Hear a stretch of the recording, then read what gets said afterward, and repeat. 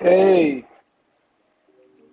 Hey, George, how are you guys doing? hello, hey.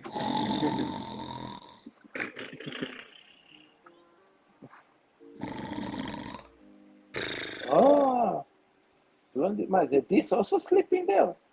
Sleeping doing. See, Blondie and this told you this breaking news, breaking news. Oh, nice. This and Blondie in the bed, this and Blondie in the bed.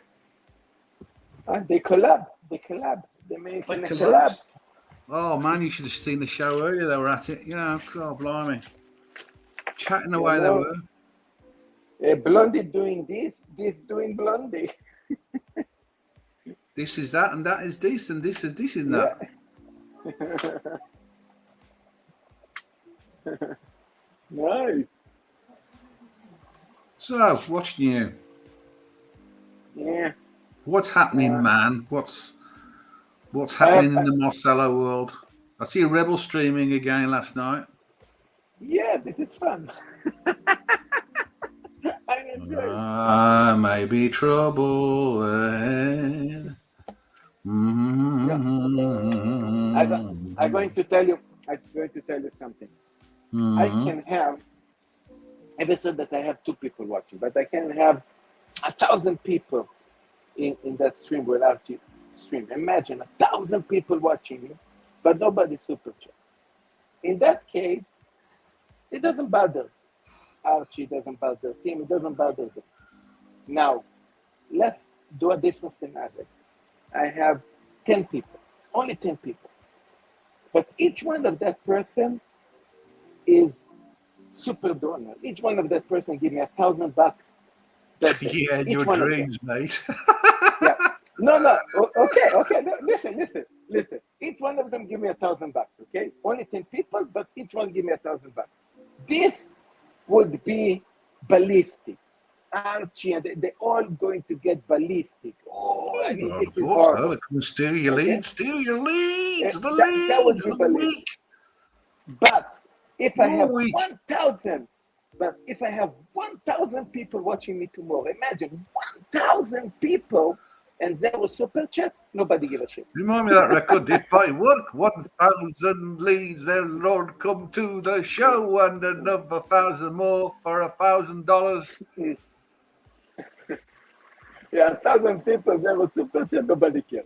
By the way, a good example of nobody care was Anthony. Actually, this is true. Anthony Efero did have, actually, I think was almost 2,000 people was watching.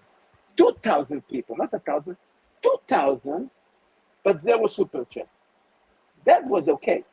Nobody said nothing. Nobody said nothing. Just imagine if super chat would jump. In the end, everything is believed. Everything is the super chat done. The money talk. Money talk. It's good. How many people The watching? sheer show has begun. The sheer show. Mm. Shirt show. How many people watching So us? where are you going to get this thousand the thousand leads that are going to spend $1,000 a time? Nah, no. Please don't, don't confuse the scenario. Both of the situations were the fantasy, hypothetical examples. But I example that you have 1,000 people zero super chat, or 10 people each one give you $1,000. What do you think would be worse? You tell me. I don't know what it'd be What do you think? worth. I know nothing. No. For example, what would make more noise? For example, for people to get more, let's say, more angry, or what would make more noise? Seeing 1,000 people in my channel and zero super chat, or seeing 10 people that each one of them super chat, maybe not 1,000, but let's say 200, 300 each one. What would be worse? Hey Ben, how you doing? Good, guys. Hey, Good hey Ben, evening. what do you think? What do you think about my theory? Two Whoop. theories. I give you two theories. You Tell you me, answer me. You're okay. tell me your theory. Okay, what would be worse? Let's say hypothetically. I don't say it happened. Just a hypothetically theory. Mm-hmm. I do a stream. I do a stream tomorrow when Archie is streaming. Okay, I have 1,000 people watching me, 1,000 people, but zero super chat. Zero super chat. No super chat. 1,000 people, zero super chat. Or only 10 people watching me. Only 10. Mm-hmm. Only 10 people watching me. But each one of these 10 people super chat 100, 200, 300, 500 bucks. What would be worse? 1,000 versus 10. I think the money, not the number of people. Exactly. I think that'll be worse. But it's a tough one, man. I just found a really good position. If I sit here, I have my feet on the couch. It's like perfect. So comfortable. Are they still asleep? Yeah, Oh, good. They're sleeping. we finally have a collaboration. This and Blondie, double sleep. No, let's get the hours up, I suppose. Uncle Jonga, hello. In the comments. Yeah, Uncle Jonga. Yeah, this is a great spot. Dodger, mate. This is fantastic. I'm so comfortable. Oh, this is much better. It's sleepy time with Blondie. Hey guys, if you're on, nip over there, give her a an upvote and subscribe to the sleeping channel with this. Give her a comment. Give her a comment in the chat there saying, sweet dreams, or you're from the dungeon, the greatest channel. And we're watching you sleep. Drop her a line. Yeah, give her a little comment there. That'll be nice. What's going on with Plastic Dodger? Have you heard anything? No, he's no longer admin here. He's been removed, man. God, no longer admin on the dungeon. It's gone. It's gone. Plastic's gone. Plastic, come back. Okay. You're gone.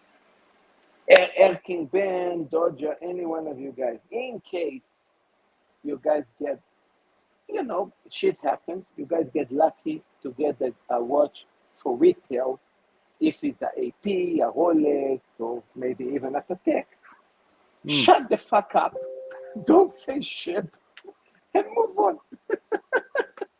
Yeah, that's true, actually, yeah. Oh, God. Simple as that.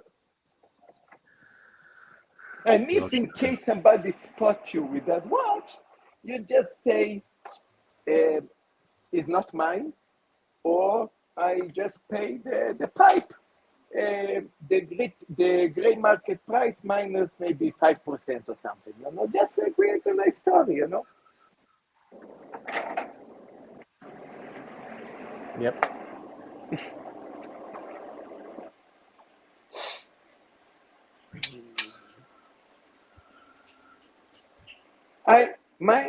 My idea is, you guys do know that I'm waiting for Platona, and I'm probably waiting for another watch. I would shut up my mouth. I would not say shit until everything's going to come down. I'm probably going to good idea. The watch is like a year later or something.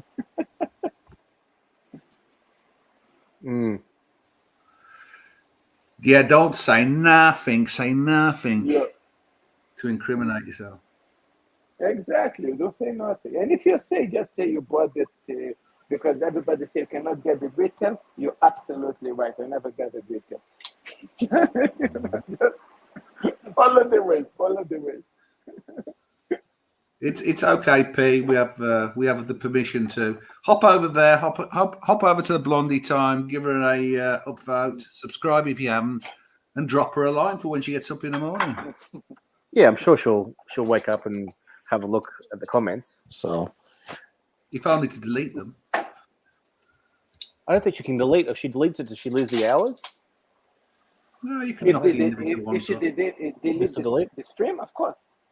Do the hours count to her total running? Not only this, King. If you put the videos in private later, it also we can see during out of Oh, yeah. the record. Yeah, I can knock the chats out later if there's any problem. Ooh, so how many customers you got tonight? Marcelo, what's the count? What's the scores on the doors? One couple, One couple. but a One good couple. couple, okay. I know them. They're all right. I know them very well. Good. Well, it's better than none. Think That's right. over 10 years customer already.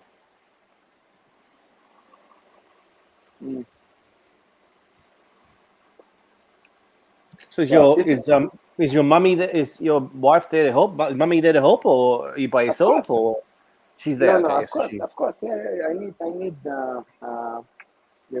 I'm doing the kitchen, and I do need the waiter.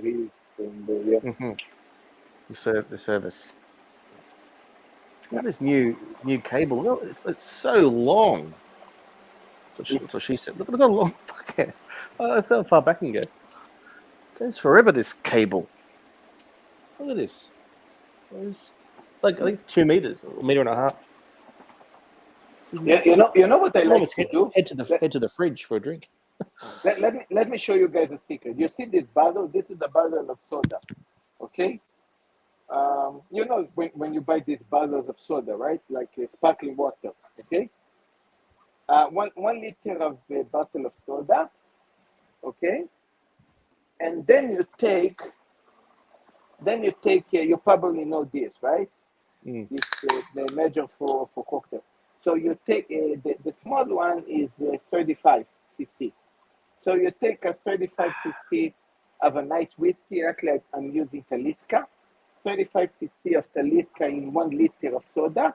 I know it sounds hypothetically because it looks like weak, but it's actually excellent. It's a kind of flavor soda whiskey, call it, So it's like drinking, in Japan we call it highball, but it's like a highball light.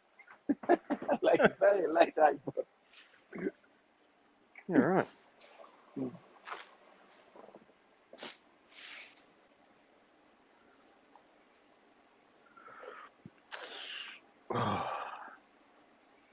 Fly me to the moon. I think this just moved.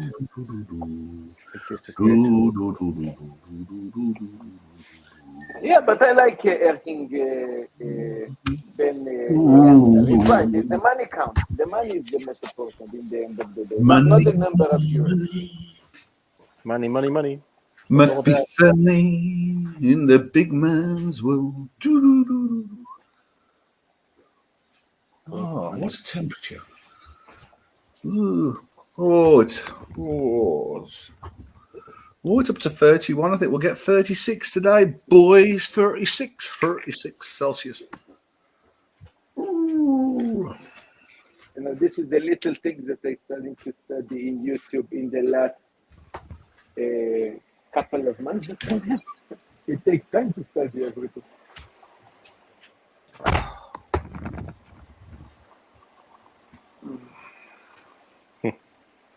Yeah, I miss the dungeon. That's why I was streaming 3 times a day. Actually. Yeah, dungeons. Good, wonderful place. It's full of old codgers. And boomers and bottom feeders. Oh, the dregs. Neto in the chat. Hey, Neto. What are you doing, buddy? Hello, Neto. Who else in the chat? Oh, I've got Watch Community there. Good man. Hello. The webcat. Blondie gave her blessings. Oh, she did. She gave us blessings. Blessings. She also gave me blessing and kicked me out. What did she kick you out?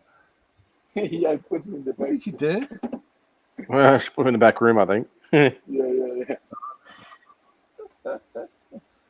Oh, dear. I won't put you in the back room. Well, unless somebody super chat. Which is unlikely to happen, so don't worry, they'll be on at this time. Yeah, it's okay. One day I'm going to have admins that's also going to put me in the back room in my own channel. Archie's on a cost cutting exercise. He's gonna cut the admins on the dungeon, so it's gonna cost him $7 a seat. Guys, Oh, I'm going to sorry, I'll jump off. You staying on Marcelo Okay. for a bit? Marcelo? I'm for another 20 something minutes because soon he's going to come and then I'm going to cut off. Yeah. Roommate's calling me, so I have to. Yeah, you coming back later, Ben, or you staying away now? Depends Probably on not who tonight. gets excited. I'll check in. I'll check in and see what happening. Yeah, if he gets excited, I understand. You know, I mean, it can be Family. pretty damn boring this unless you get exciting people on with talent. I mean, you got the talent, but I mean, me and Marcelo, Jesus, you know. Who we got here? Someone will come on. Who we I'm got sure. here? Someone come on. Drop the link. All right, Dodge. Okay, mate. See ya. Yeah. We did have somebody. But they went. Yeah, I see Neto. Hey, Nato. Yeah, Neto. Neto. I mean, I am sure that you used to be amazing chef. No, really, I'm not even saying this hypothetically, really. And I also want to say that I assume that the place that you've been a chef, I guess, was a big place. When I say big place, I guess over 50 seats, I think. And my place is very tiny. You know, I mean, if you have one day a chance, maybe to talk to me or in the side, or maybe even come here in Japan and see my place, you're going to understand better. You know, I would pretty much agree 100% with everything that you say until you come here. So trust me, you really need to see to understand the here. If even you know what, even my father, because I did came from a restaurant background. That my father used to own two restaurants in Montreal, and basically big restaurants. And he used to be a slave in the shop, you know, it's like day, night, and lunch, you know.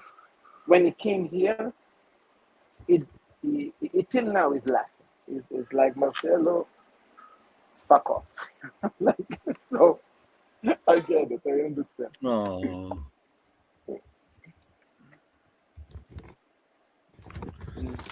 Yeah, I think 120 seats. Fuck me dead. I mean, I see. That's a lot of people to keep happy, that is. Yeah. It's, I couldn't do it. I couldn't be that patient with the. Oh dear, with the no, I pubic. mean, I can't deal with the pubic like that. I haven't got the patience. I can't be polite. Also, what Neto said does make sense because I'm not extremely proud of myself because, you know, I mean, having one couple, two couple, you know, empty this is not ideal, you know. I mean, I wish I would have a bigger movement. I would work harder, and I do like to work harder, but I don't know. The truth is, I have no fucking idea what should I do. I mean, my wife also tried to do the advertisement things. I try to think what the fuck I'm going to do. Basically, the thing is, Neto, as a chef, you probably might understand me. I like a la carte. I don't want to change much. You know, I don't want to innovate and create too much. You know, I want to. I like more the how we say. The things that I got famous on, the things that I actually doing. You know, I don't want to, you know, hey, let's create stroganoff for Sunday something. You know, I want to be there. You know, so create a little bit. I don't know. I mean, please, if you can help me, I guess. I'm listening. Marcel, is your microphone okay? Because somebody's saying you got a potato for a microphone. You guys cannot hear me properly? You can Yeah, hear you me sound okay? a bit like a Dalek. I'm a Dalek. I'm a Dalek. I'm a Dalek. People are leaving in droves. Oh shit. Okay, I'm going to boot myself and reboot myself. Give me a Oh, second. you. Wait a second. Maybe this can help. Now it's better? I don't know. We'll wait a bit. Maybe it's better. Okay. Yeah, sounds better. What you done? Mm.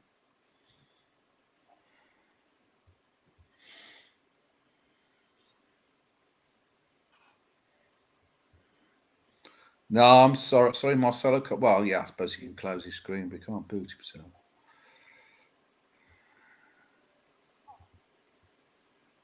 Are you there? Oh, look, he's frozen. Oh no, you're right. You're right. Testing. The, 1, 2, the, 3. 1, 2, 3. Testing. Amateur hour. well, what I told Marcelo, I was brought out at 35. This I didn't understand. What So this means? what are you reading? No, Neto said, Marcelo, I was brought out at 35. What this means? I don't know. Hang on. Now let me find it. Hang on. Hang on. Burnt out. Yeah, working in a restaurant's hard work. He had what 120 covers and a Ah, 20. yeah. You know, I He's mean, that's just nightmare. Always yeah, having I to be know, polite, always having to be nice, people being rude to you. Yeah, I know, I've, I I've know. seen it all. You know, I feel sorry for, well, I don't feel sorry. I just feel bad. When customers are rude to people, who are working hard to feed them, and they're just rude, clicking the, Um, clicking the fingers. Then obviously going you to know, see the restaurant's busy, and they're wondering why it's you know, taking an extra 10 minutes you of know, food. I couldn't you handle know. it. That's why. I also going to tell this Neto. That's why when I open, I decide to. It wasn't like a kind of a. It wasn't a final decision. It just happened that I saw the area, the place, and I decide to upgrade the prices to be how people call it not cheap. And not cheap was doing, for example, organic vegetable, free range meat, and all kind of this direction. It was to quite of bring a specific a people that they are above 30s and they're more a businessmen. So and even if they come a couple, for a marriage anniversary or whatever, they are more netto. They are more nice. For example, you don't get how we say Artie jumping and yelling on the table like my wife, birthday. Why you guys didn't get? You don't have that. Really, I'm now 12 years. I don't have this scenario of somebody leave like it was shit. I never come back. You don't have that.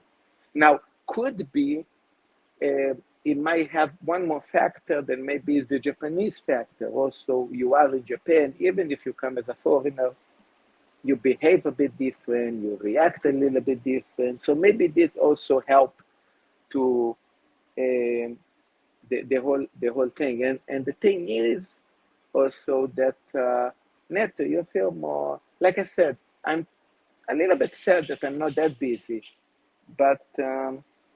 Even with a little bit, everybody, all the customers are plus minus, not all of them, but most of them are plus minus your friends. I mean, even the guy that came in today, after I finish the food, I go, I have a drink, I sit with them, I talking. So it's more like you almost feel, uh, like this is your kind of club. Imagine your local pub that you go have a drink once or twice a week. So imagine this is your pub. It's almost like that. This kind of warm feeling. So in this case, it can push you longer. You can push it longer. But again, with all this Corona bullshit and these all things that happen lately, you don't really know how long you're still going to survive with this case. But if everything is okay, you can push yourself. You don't feel mentally eating. Like you don't get that. You know.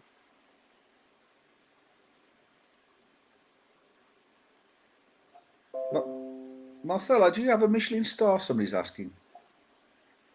I cannot have because my shop, the washroom is outside. For a Michelin star, I needed to have a washroom inside. I thought about doing that, but that would hit pretty much the shop because I have 20 seats, and we actually talk about doing this, and it was a construction that it would reduce the shop to close to 10 seats, and I didn't want it to go there, you know, and the way that this shop is built is in a way that the washroom would be in front of my kitchen. It would be here because I have an open kitchen. It would be a disaster. So the idea of going, okay, so let's save money, go open another place. Let's say, okay, I have a Meteor Dial GMT, I have the Smurf, I have some assets in watches. Okay, sell all, go open a better shop that you can be a Michelin star. In theory, sounds nice, but truly, I don't believe so much how the restaurant going to go. I mean, what's going to happen to us, to me? You know, I feel almost like into the retirement position. It's like keep this as long as possible and buy how many watches or whatever you can do much as possible, and then just close the pipe. You know, I'm a little bit kind of this is my situation now. You know, I'm not thinking okay. Because look, you saw Neto 35 is like fuck that, you know. I mean, I'm 50 soon, so you know it doesn't give you this. You know, you're not like 30 or 25. Yeah, the future is very in front. No problem. I'm going to do everything. You know, you don't have this kind of energy no more. You know.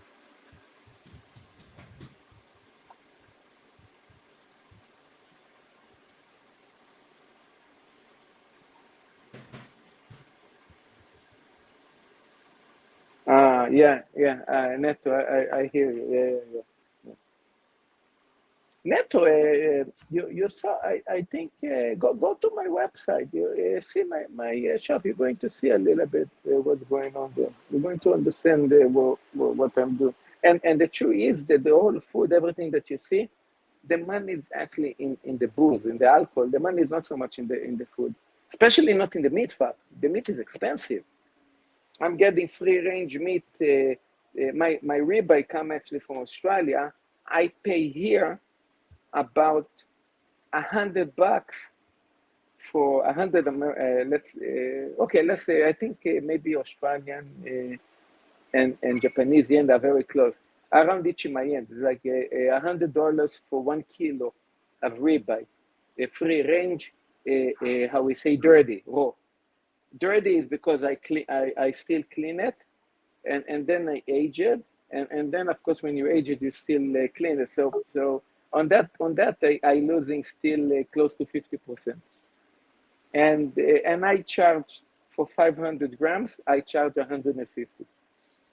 So it's a kind of a joke. I mean, I wish I could charge more, but then you know you come in this moment that is like, and the shop is a little bit is not like how we say Michelin star would probably you could go a little bit up more, still would be okay, but the money come in the end of the day, the money come in the alcohol. So they buy in a bottle of wine, 2 bottles of wine. You know, it does help a little bit in the end of the day.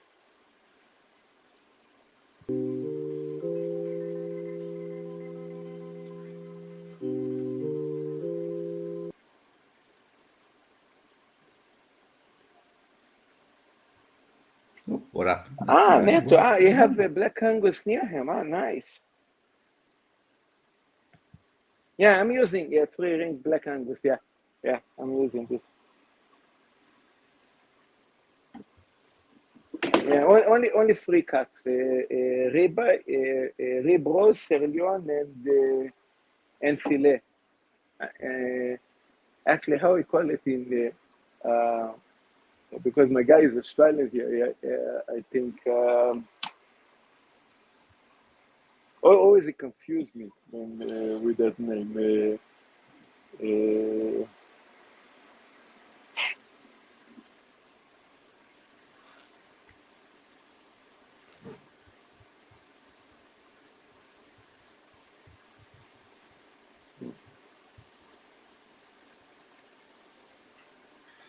Yeah, guys, Blondie's still sleeping. So, hey, Filthy Phil, yeah, but hop over and give her an upvote. The Blondie Show, the Blondie Show. Blondie and yeah, the you call it short loin. little Short loin is sleeping actually filet. angel. You always confuse me with always when you write down short loin. I said, "Do you mean sirloin?" I said, "No, short loin filet." Already Stallion. 10 years. 10 years. I always get confused.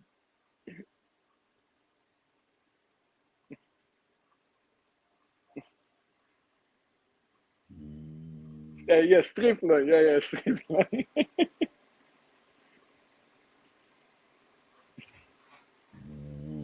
Yes, strip loin. You always drive me nuts with this name.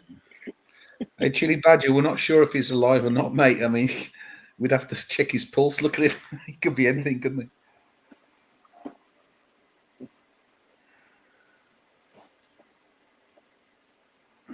So that's this one end of the bed and Blondie the other side of the bed.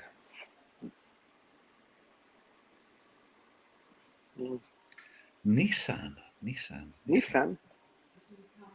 Oh, Nissan Panda. Got it. Nissan Panda is a car. Ah. Morning, Chili Badger. Oh, yeah, it is morning, isn't it? Yeah, still by 10 minutes. My time. 666, yes, Chin. Don't stay here too long, mate. Oh, dear.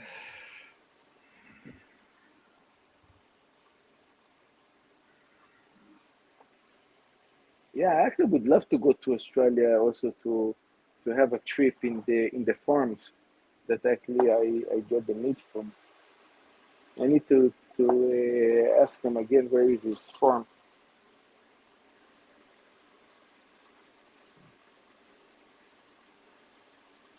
Where who's from?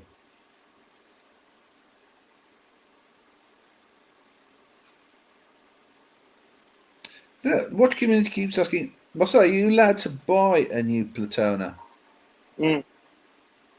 But not Not super Super chat Chat to Archie. Archie. So you're not. So you've got a Well, Super Chat Archie. well, I do bring money by Yeah, creating getting booted. True. content. You Yeah, make money by getting booted. this I did already for a long time in Archie Yeah, show in the that is past and also fair enough. now. This is one. Must be. Two, I do have a channel, and I did also spend a lot of money in my own channel and things. So and also now the business is not doing on its best. So and the money that is the Platona thing is actually a kind of investment money that is already saved for a while. Platona didn't came. Let's say 2 months ago, I decided I want a Platona, and that's it. It's already something that I'm waiting already for a year and a half. So it's not something.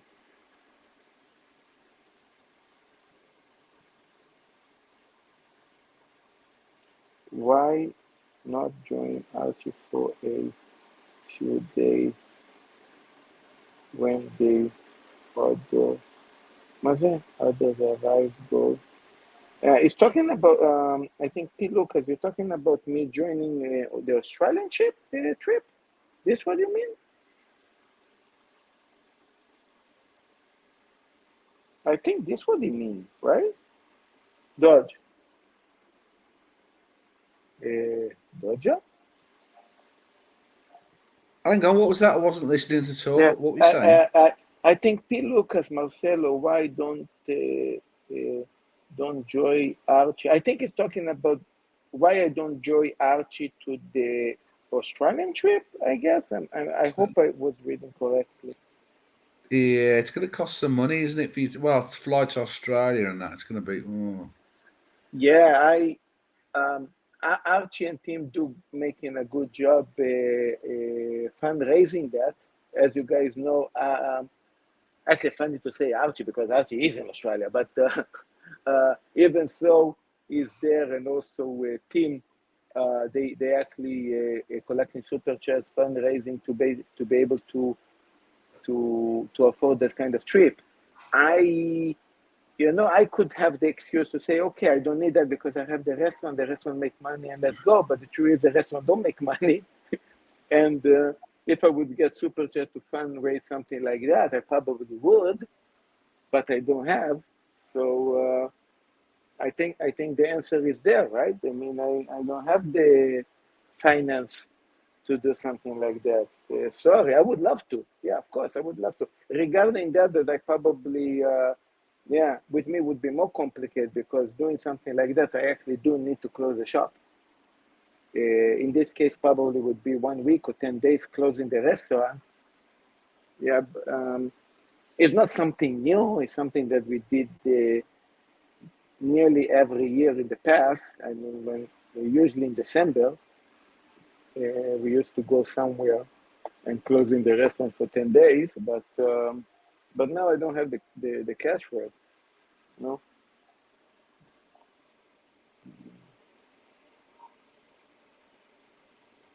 Well, the sleeper-thon's still going. I mean, they haven't rustled out of bed yet, have they? So Yeah.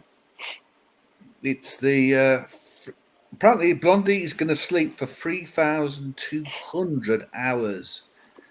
So yeah, unless I guess unless some knight in shining armor goes over and gives her a kiss to wake her up, I guess. Well. I don't know who could give this a kiss. It sounds a lot, but small secret for you, Dodge. The hours is, yes, this 3,000 something hours is getting split in how many viewers she have watching the thing. So, for example, something that I was trying to tell her, for example, in 3 months, I did close to 60,000 hours. Now, in every normal logic, you know that in 3 months you don't have 60,000 hours. It doesn't count. Oh, so hang on, you're saying it's viewing hours, not it's viewing streaming hours. Right. Yeah. So it's not like I think all my hours combined in streamings until now. I mean, or let's take all the 24 hours in the last 3 months and a half, 4 months. It doesn't even come to, I think, 10,000 hours. Sorry, I see. No, I thought it was 4,000 hours of actual video. So it's 4,000 hours of people watching the show. Okay, so we're doing her a favor by streaming her YouTube channel. Yeah, so everybody, keep her streaming in the background, get her hours up. Just keep our Blondie in the background, get her viewing hours up. So more watch talk. Oh no, we can't do that here. I can't do that here. It's just not capable, not qualified either. What happens to watch? Yeah, I don't know. No, watch Nicholas. He's back trading loss. He's done a few shows. I think Lex has disappeared, if anybody, at the moment. My customer coming in 2 minutes. Nice accounts, boys. To the microphone. Nice accounts. Cash for myself. Oh yeah, he did disappear. Marcelo, who would be your number one roommate in Australia trip? Not my number one roommate. Well, now that I talk to Neto, it would be better because I actually enjoy a chef company. I mean, if it's okay. Hey, I see that. Okay, guys, I'm going to. Hey, you guys are going to keep like this, but I'm going to mute myself. Okay. Well, yeah, look after your customers, mate. Phew. Well, that's it. We're back to the peace and quiet. Oh, let's have some music. Yeah, he's gone. He's gone trading loss. He's gone. But he's gone a long time ago, but he's gone.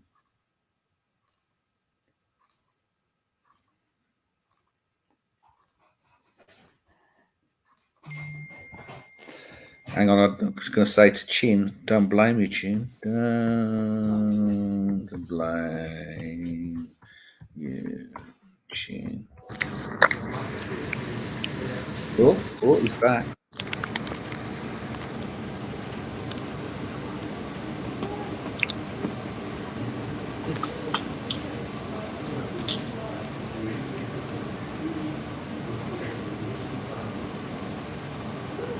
Bloody hell, making a noise now. Turn up with muting me.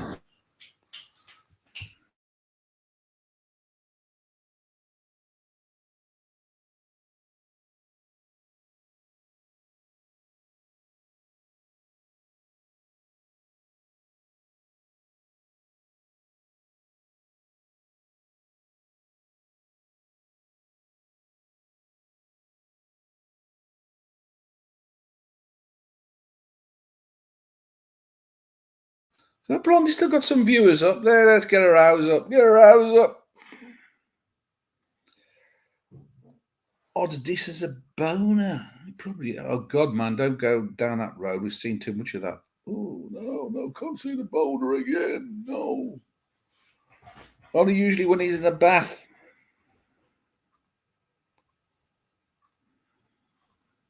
In the bath. In the bath. Boys, this is just a chitty chatty show. So it's more fun in the chat than it is on Dodger blabbing. So you guys carry on. I'll highlight anything hyper exciting. Maybe somebody who's interesting. I'll hop on. Somebody with some talent. That's what we need. We need the talent.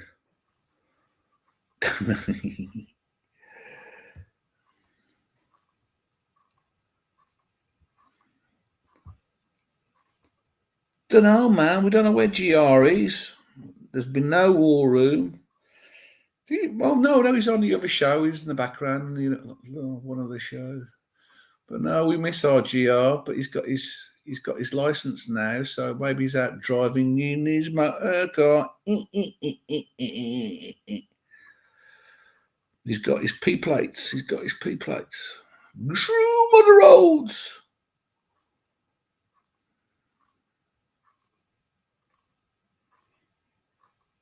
6 p.m. in Hong Kong.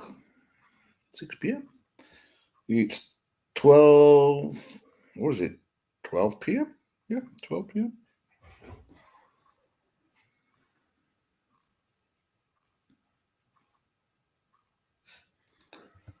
Oh, let's have some news out. Oh, is he back? Hang on. Are you back? You're making a lot of noise. Oh, I'll mute you for now. God blimey. I'll put something interesting on. The show wouldn't be the show without. Green, I don't know how to turn the plumbing volume down on it. I used to be able to. Hang on, what do I press?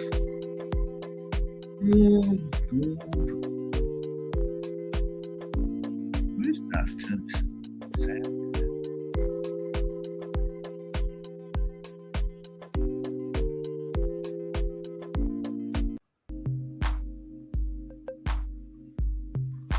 Oh, not that one. Can't seem to adjust the volume.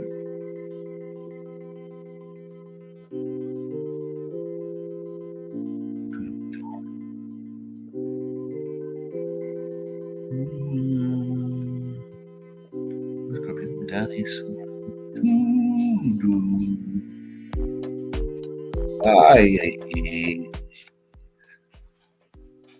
I found it.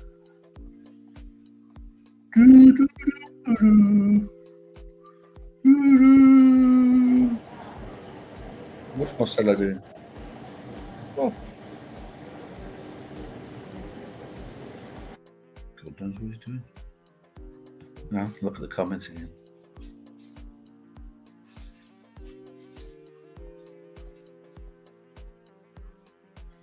No, Pete, that was a good point, man. That's what we want to see. Maybe he'll show us.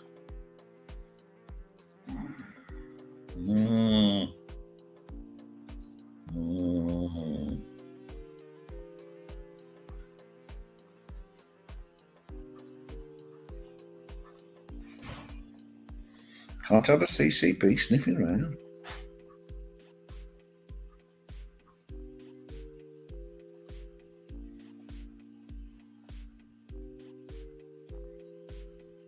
Yeah, what did Marcelo do? Yeah, to Tim.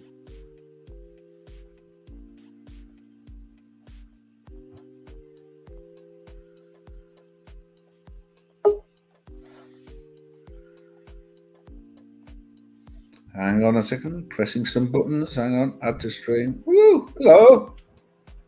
Mic check 1 2. Check 1 2. Hang on, get rid of the stupid music now. Hang on.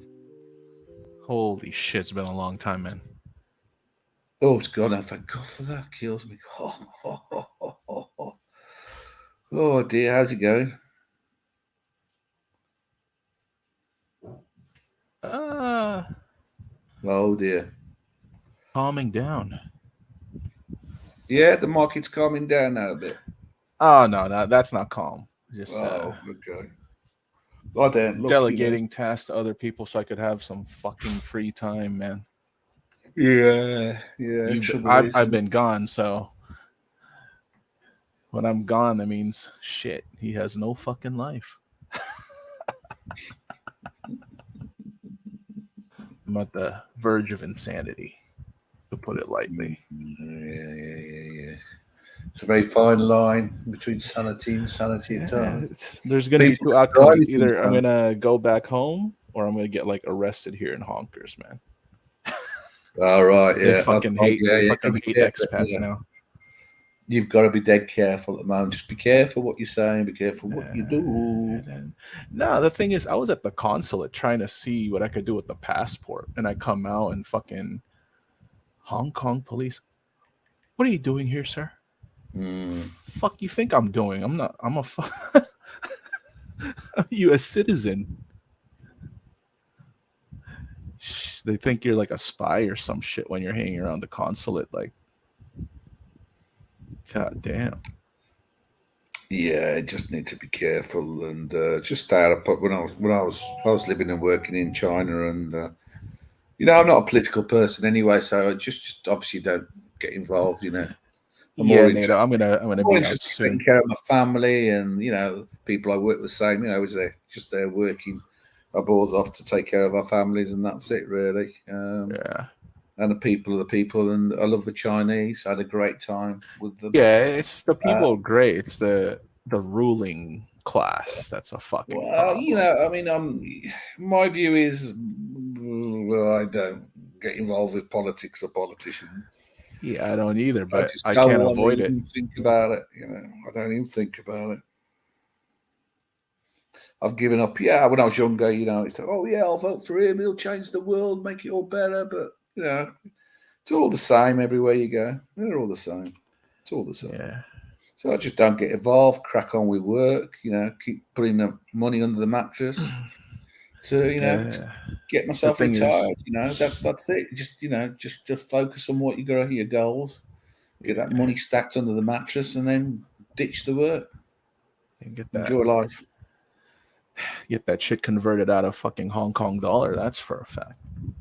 Fuck. Is that difficult? Is it? See, it's a complicated situation because I get like a split of either Hong Kong or US dollars. Yeah. So I'm like, fuck, what? You know what? Whatever. But I'm kind of like wanting it to be all like US dollars so I can GTFO. Because I can't be here with an expiring passport. That's like a death sentence.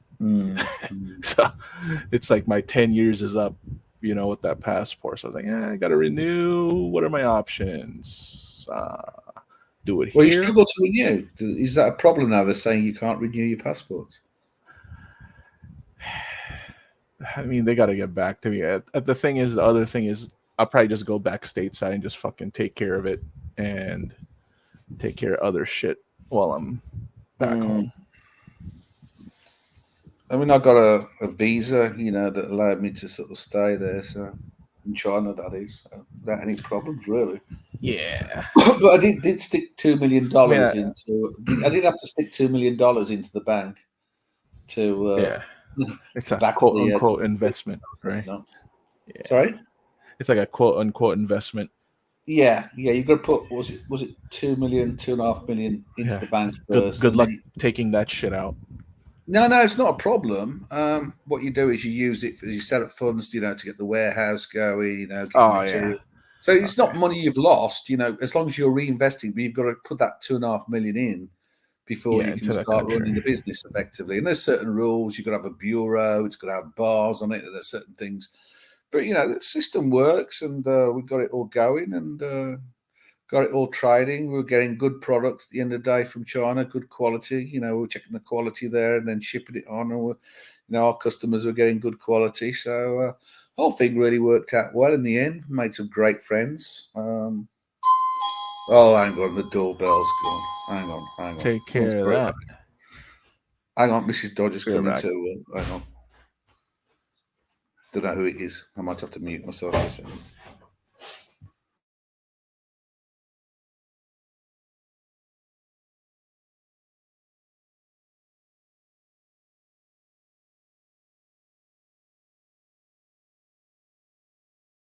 Oh dear, what a story. This is what's just arrived. Treat to Godney. Jesus. It's all right. We had trouble. We thought we lost a load of post. Like in that post was credit cards, healthcare cards, car documents, and we've cancelled everything. So we've cancelled everything. Well, you cancel all your credit cards? What? Yeah, well, the credit cards came in the post from the UK because I still live in the UK as well. I mean, so the UK credit cards, but it didn't come for 3 weeks. So I cancelled the credit cards, the healthcare cards. Shit. I've cancelled, and it's all come now. So I'm going to wait again. Jesus Christ! Did you cancel the credit cards as well? No. I can't do that, man. Right there. Jesus, I'm too deep. Try. No, they said it's cancelled. Canceling credit cards for me is like slitting your wrists. I can't do it. It's been opened. Somebody had a. Yeah, it's still. Sadly, this place is still like the old commie days. They open all the posts, for some bizarre reason. Fuck the commies, man.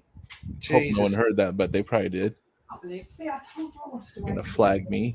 It's my bloody fault now because she did say she'd wait the end of the week. Fuck me, dude.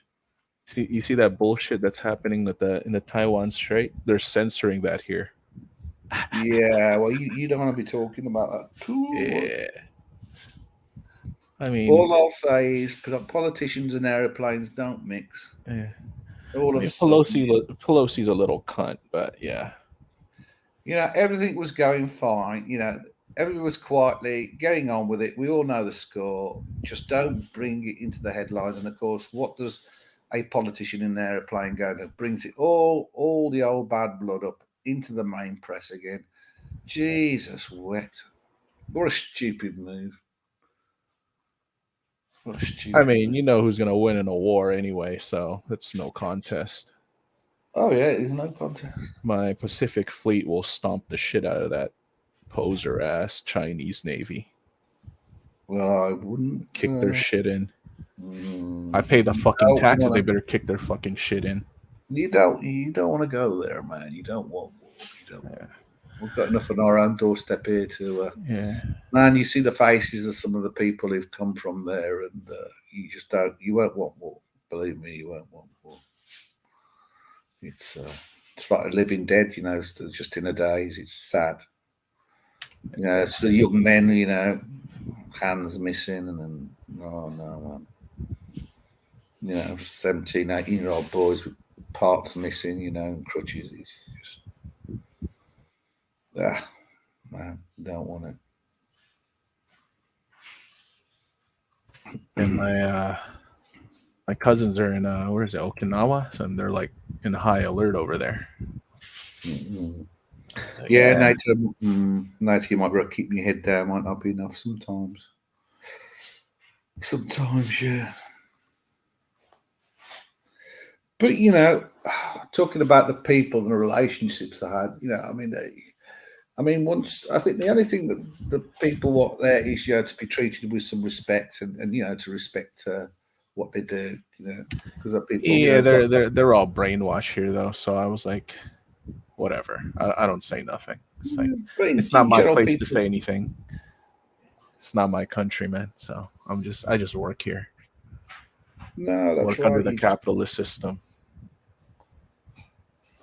Well, I mean, from what I found working in China, it is ultra capitalism. It's No, capitalism on steroids. that's poser capitalism. How they do it. Mm. Yeah, It seems to work, quote but there unquote is a big capitalism with the difference. communist vice. There is a big difference between rich and poor. Where I was, staying in a nice hotel, you had the big, huge BMW dealership and all these big high-end stores, and then you had like a river, and then down on the riverbed is where the other people live. So you had this huge difference between the extremely wealthy and the very poor. I got some pictures somewhere. I mean, it's just amazing. In Hong Kong, do you still have the Chinese style choosing rooms where you go in and you choose your live pets to have cooked? And Yeah, most likely. yeah, that was an interesting frog. You ever tried duck tongue? Duck tongue was something else I've had No. in China. Because Duck, Chinese yeah. food in China is nothing like Duck Chinese egg food you roll. buy in the UK. Sorry, No, duck casserole. The Chinese food, like the Chinese food elsewhere is like either domesticated Chinese food for that market, right? American Chinese Yeah. food, UK Chinese food. That's not legit Chinese food. Because I have to get used to the A fact lot that of the people, rice. they don't know what a phoenix claw is. You know what a phoenix claw is? No, not all about chicken feet where you suck them, where you suck Yeah, the there meat you off. go. There you go. Yeah, I've done that. Have you had the drunken prawns? I can't have the shellfish, man. That's gonna kill Right, me. okay, yeah. Mrs. Dodge is the same. She has, anaphylactic shock with the old. Yeah, Old fish. there's an enzyme or a protein that fucks us up. It's like peanuts. It sucks. Yeah. Yeah, I had to get a long time for me to get used to the fact that the fish dish and the meat dish come separate to the rice dish. So you get the rice on its own. You don't get to mix the fish and the meat with the rice. Ah, So there's all these little things that I think, oh crikey, all these little things you learn. And where to sit at the table. Do you have that in Hong Kong where you got the one guy sits at the top, who's the yeah, one it's a that's by family the style. door who's paying, he's paying, and the guy Oh, opposite yeah. him is the big boss. Yeah. Yeah. Yeah, And the thing is, your wealth is not necessarily the wristwatch you're wearing, it's the type of cigarettes that you smoke. or what you wear. What was that red packet of cigarettes? Shit, I don't know. I don't smoke. I got asthma. Yeah. I I had got this a guy. lot of problems before 40. Oh dear. So you take those inhalers, do you? Back in the States, yeah. Here, I guess the air quality is better. So I don't really need the inhaler too much. Yeah.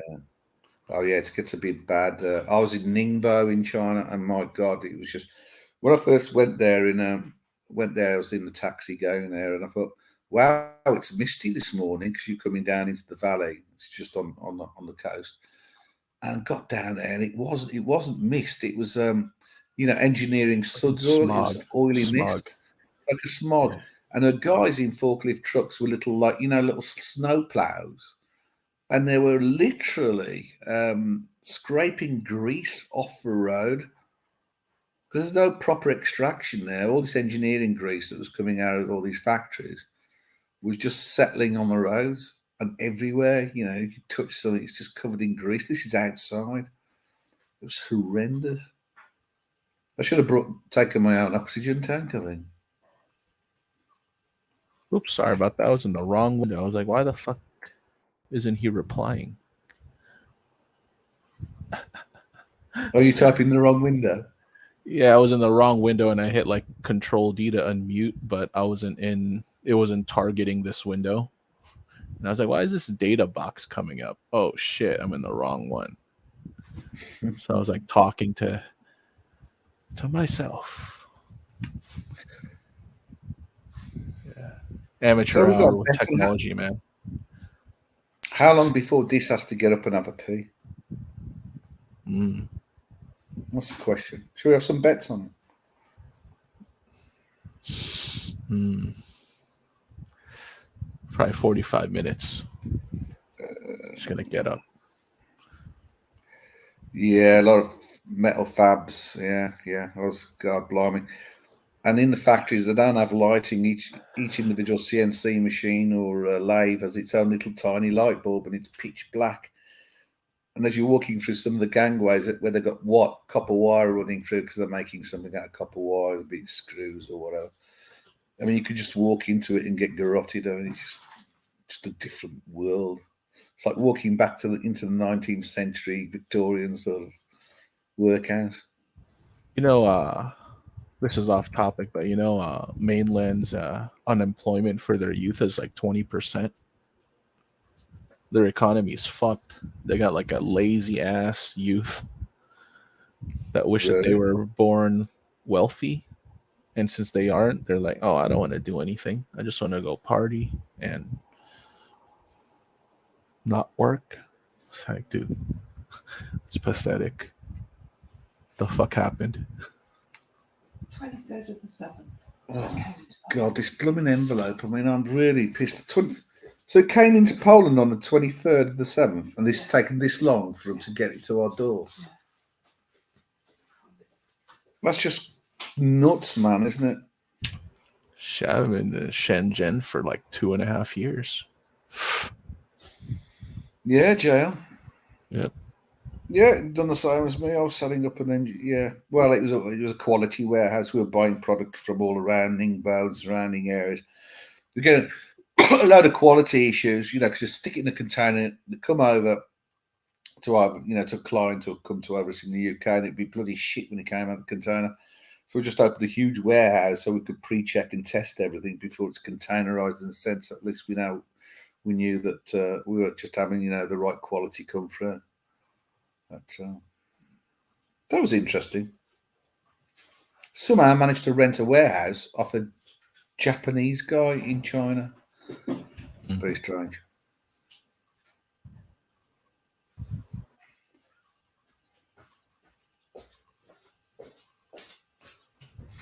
Do they still have Japanese bars, karaoke bars in Hong Kong? Do they have those in Hong Kong? Yeah, in Taikushing. Right, yeah. It's it's on Central Island, kind of past Causeway Bay. There's a Japanese community there. The karaoke bar that I used to go to was a Japanese karaoke bar, and you used to, buy a bottle of Scotch whiskey. If you didn't finish it, they put your name on it and then put it in the back. So when you come back, you have your bottle of Scotch back. If you see what I'm saying? Yeah, good times. Yeah. Taking me home, country road to the place. I'll be home, West Virginia, Mountain Mama. Taking me home, country road. Many a night, depending on how many bottles of Scotch. NATO. That is, I know those two. They're like fucking banned in China, man. They can't even set foot. Who are they people? Oh, those are like they were like YouTube. They are YouTubers. All right. So one's like South American, one is I guess he's American, but they're all married to Chinese women, and they talk about the truths of China and this, that, the other thing. They expose a lot of shit. Yeah, well, Dodger don't get involved in any of that. Yeah, so people, I just hang around with good people, got the same sort of ideas as me. Just work hard, take care of the family, make some money. Yeah, that's it. Don't get involved in all that political stuff. So what's on your wrist today, man? Oh, I ain't gonna start the can. It's The the sub. 16610 Oh yeah, legend. 2008. Pre-ceramic, no holes, engraved Yes, rehold. legend. Yeah. 20 mil lug width, right? 20 mil Yeah, lug. it is. I'm so lucky to have this M series. I mean, look at that. That's that one's better. Legend. Yeah, I'm Really so Rolex lucky to free, have man. this. But 5-digit, those were like the No, it's a beauty. Really, really do love it. I mean, if anything, worn and done, it's just 5-digit was like the golden era of Rolexes, in my golden. humble Yeah, opinion. yeah, yeah. I agree. I agree. GMT subs. That was the case was elegance, man. And then it got all fucking fat after when they did the super case, maxi Yeah, case. it got all fat-assed, didn't it? Yeah, I Like, hated dude, the super case. It really like, didn't dude, like it. those lugs. I was like, you're stubby. No Yeah. thanks. Yeah, the whole thing was stubby. No, I didn't like the maxi case. I think they were trying to copy somebody else. I don't know, this trend that was going on at the time. I don't know, but But since then, the revised model as well. I don't like that. Although I've got one. I've got a Bumblebee one. The new one. the 126. Yeah, the 126 66613. Yeah, something like that. Yeah, two-tone. No. Although I've got that. I mean, its shape is nowhere near as beautiful as this 2000 this M series. Yeah, the lugs are better on the new one compared to the maxi. I mean, I had a few of them, got rid of them, so like it didn't call out. Yeah, to me, yeah. it's slightly 5 digits better, was the best. but it's also an increase in size, which will either come in or go out of fashion. I don't know these 41, 42, 40, God knows what millimeter watches. I don't know. 39 and a half, man. That's perfect. 39 and a half. Yeah, 20 years time, I don't know what will be, maybe they'll go back to 36 mil. And they're kind of going back there.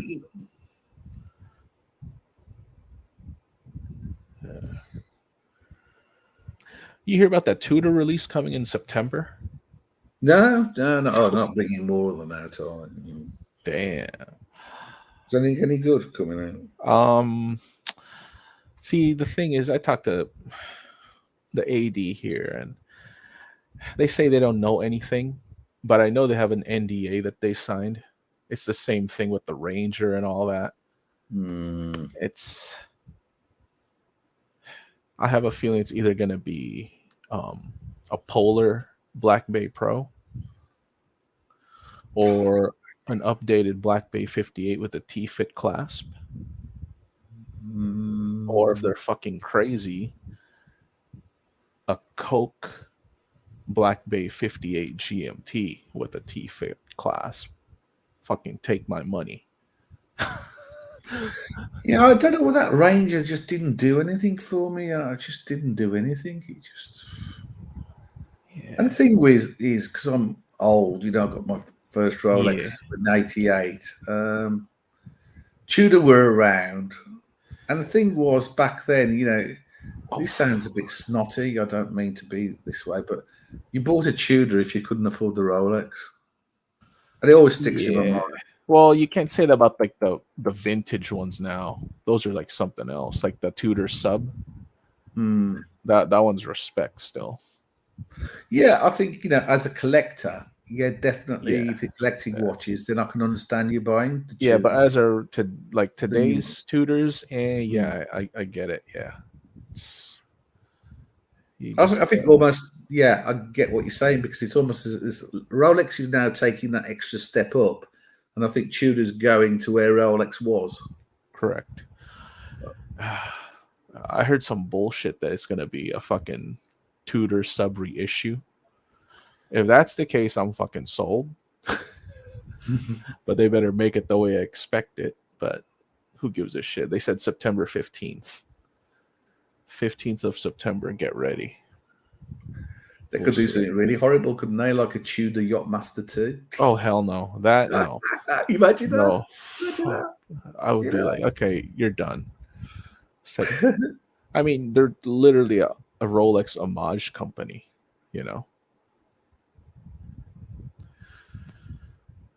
Yeah, well, But they were purists, weren't they? I mean, back in the day when old Hansi Nielsdorf, wherever he is, Yeah.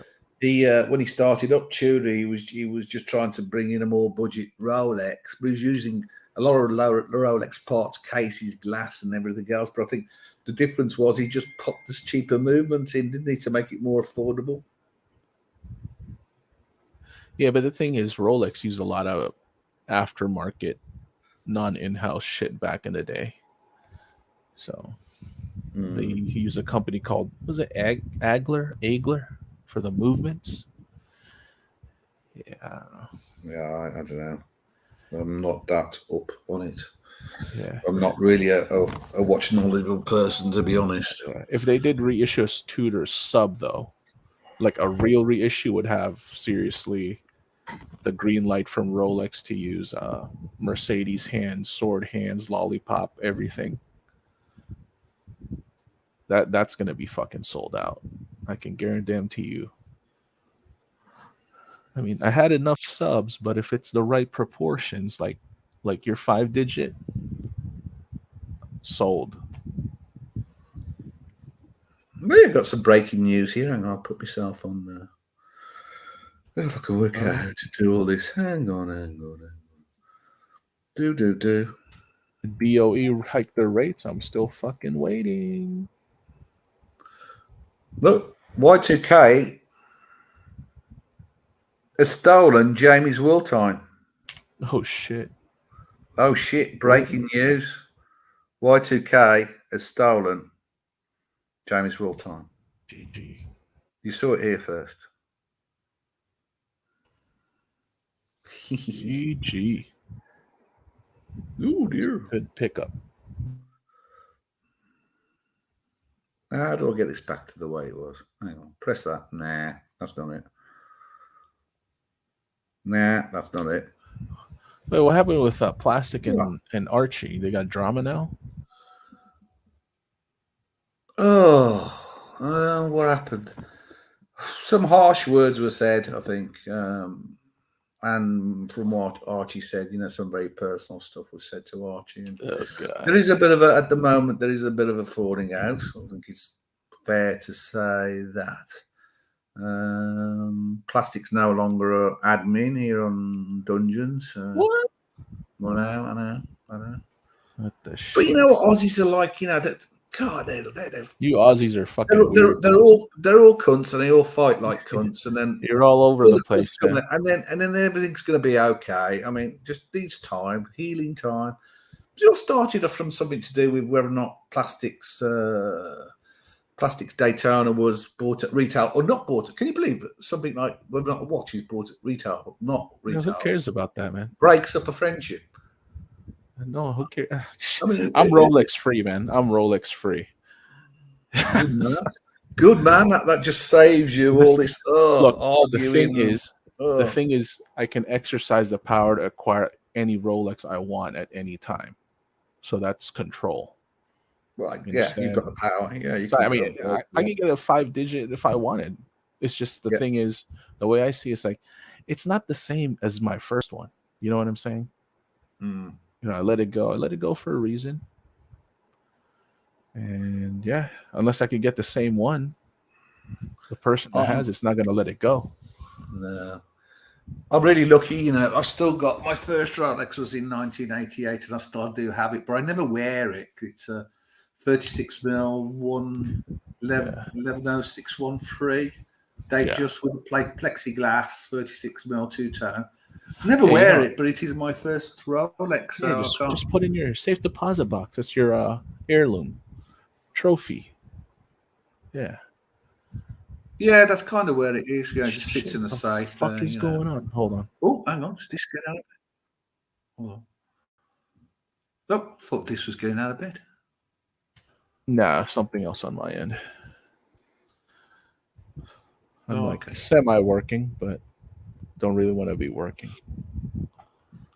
Yeah, that's the way to be. So, have you got any plans to retire, to get out of the game? 40. Have you got any game 40, man. I'm gonna retire at 40. Fucking burned out, fucking tired. Well done. Well done if you do achieve that. That is some going. It's either I retire at 40 or I'm dead by 40. Yeah. I had to wait till I was 50, unfortunately. I didn't quite make it till 50. I mean, it's But not it's all really a case of optimal. finding a buyer, you know. You need a buyer, you know. Selling businesses can be harder than bloody buying Rolexes at retail. See, the thing is, like even for me, I gave up on Rolex at retail. I know I'm not gonna get a fucking GMT modern GMT at retail. Like I get a lot of calls for watches and I turn them all down. I told them straight up, I don't want no fucking sub, so don't call me for a sub. They call me for a date just 41s, 36s, Yachtmaster. I'm like, no. Explorer 36, no. And you know, when you turn it down, it doesn't hurt you. It's like people have this notion it that just proves that you know. Like the more chance you're gonna get something. It's like the fish that keeps biting your line, right? But you just still have it in the water. It's like you're gonna get something, man. No, it just proves you're not there into the flipping game. It just gives them, the thing is, you know, the idea, the confidence in you that you're being people honest. People think that when you turn it down, like you go to like the back of the line. But you have to understand that they got like a quota of sales to take care of, so it's no hard feelings usually. But usually I think what I notice is if they call you at the end of the month, they really kind of want you to buy it. So I noticed like the past 6 months I bought 2 like date just 34s like on the 28th of the month. I was like, fuck, you're just meeting your quota, aren't you? It's like, don't worry, I got something for you. And fucking boom, sub the next month. I was like, fuck this, dude. No. But the fact is, there are some people on the list, but they haven't got they're not able to instantly wire the money. They're on the list, but they'd have to go out and borrow the money maybe to get the piece. And you know, the time delay. See, that's the then problem. Is a problem. Nah, that's the no AD good. wants to meet you his have to be monthly able to quota. pay. No, you got to pay like today. Like you have to have it set away up where if you want to play. I mean, just pay with the card. Like I have some AD. Yeah, I settle my limits. There's some ADs that'll sell to you even if you're far away, right? He's trying to come on. So bear with me a second. I can't see the screen in the sunshine. I'm outside. Hang on. Try and bring somebody in training. Hang on. Bring him on. Bear with me. Adam. Here you go. Added. Boom.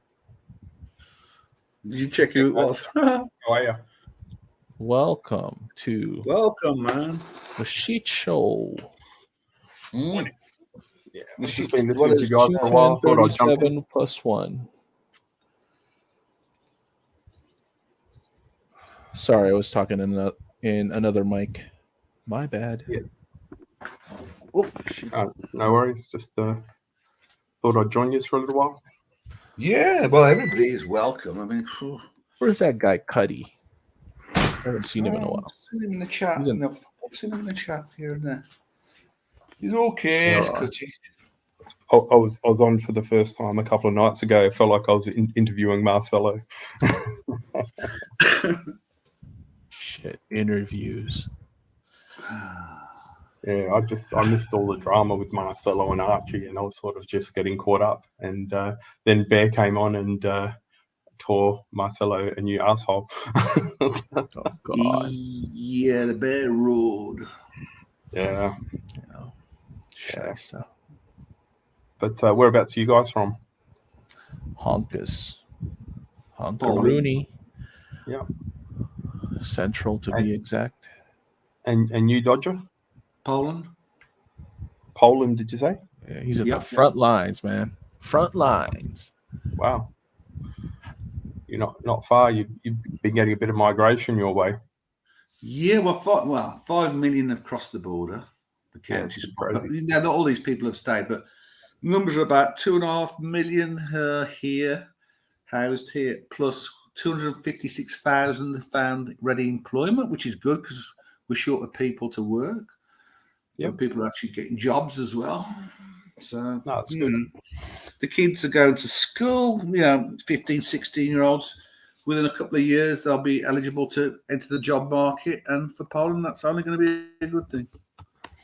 Yeah. That's if they stay, but I can't see, where they're coming from. It's totally flattened, So I can't see that being rebuilt for them to return for a few years. So they'll be staying here as visitors, our friends. Well, Poland's got pretty good schooling and university system, don't they? Yeah, it's pretty good. Yeah, the education system is extremely good, right up there. Yeah. No, that's good. Well, the university towns. Yeah. Yeah, a lot of people come to university here from abroad. From all around the world. China, Japan, you name it, India, everywhere. White House opposed to deeper Taiwan ties. I love how my government got fucking infighting. Lol. Trouble ahead, I'll tell you with all that. Sleeping dogs lie.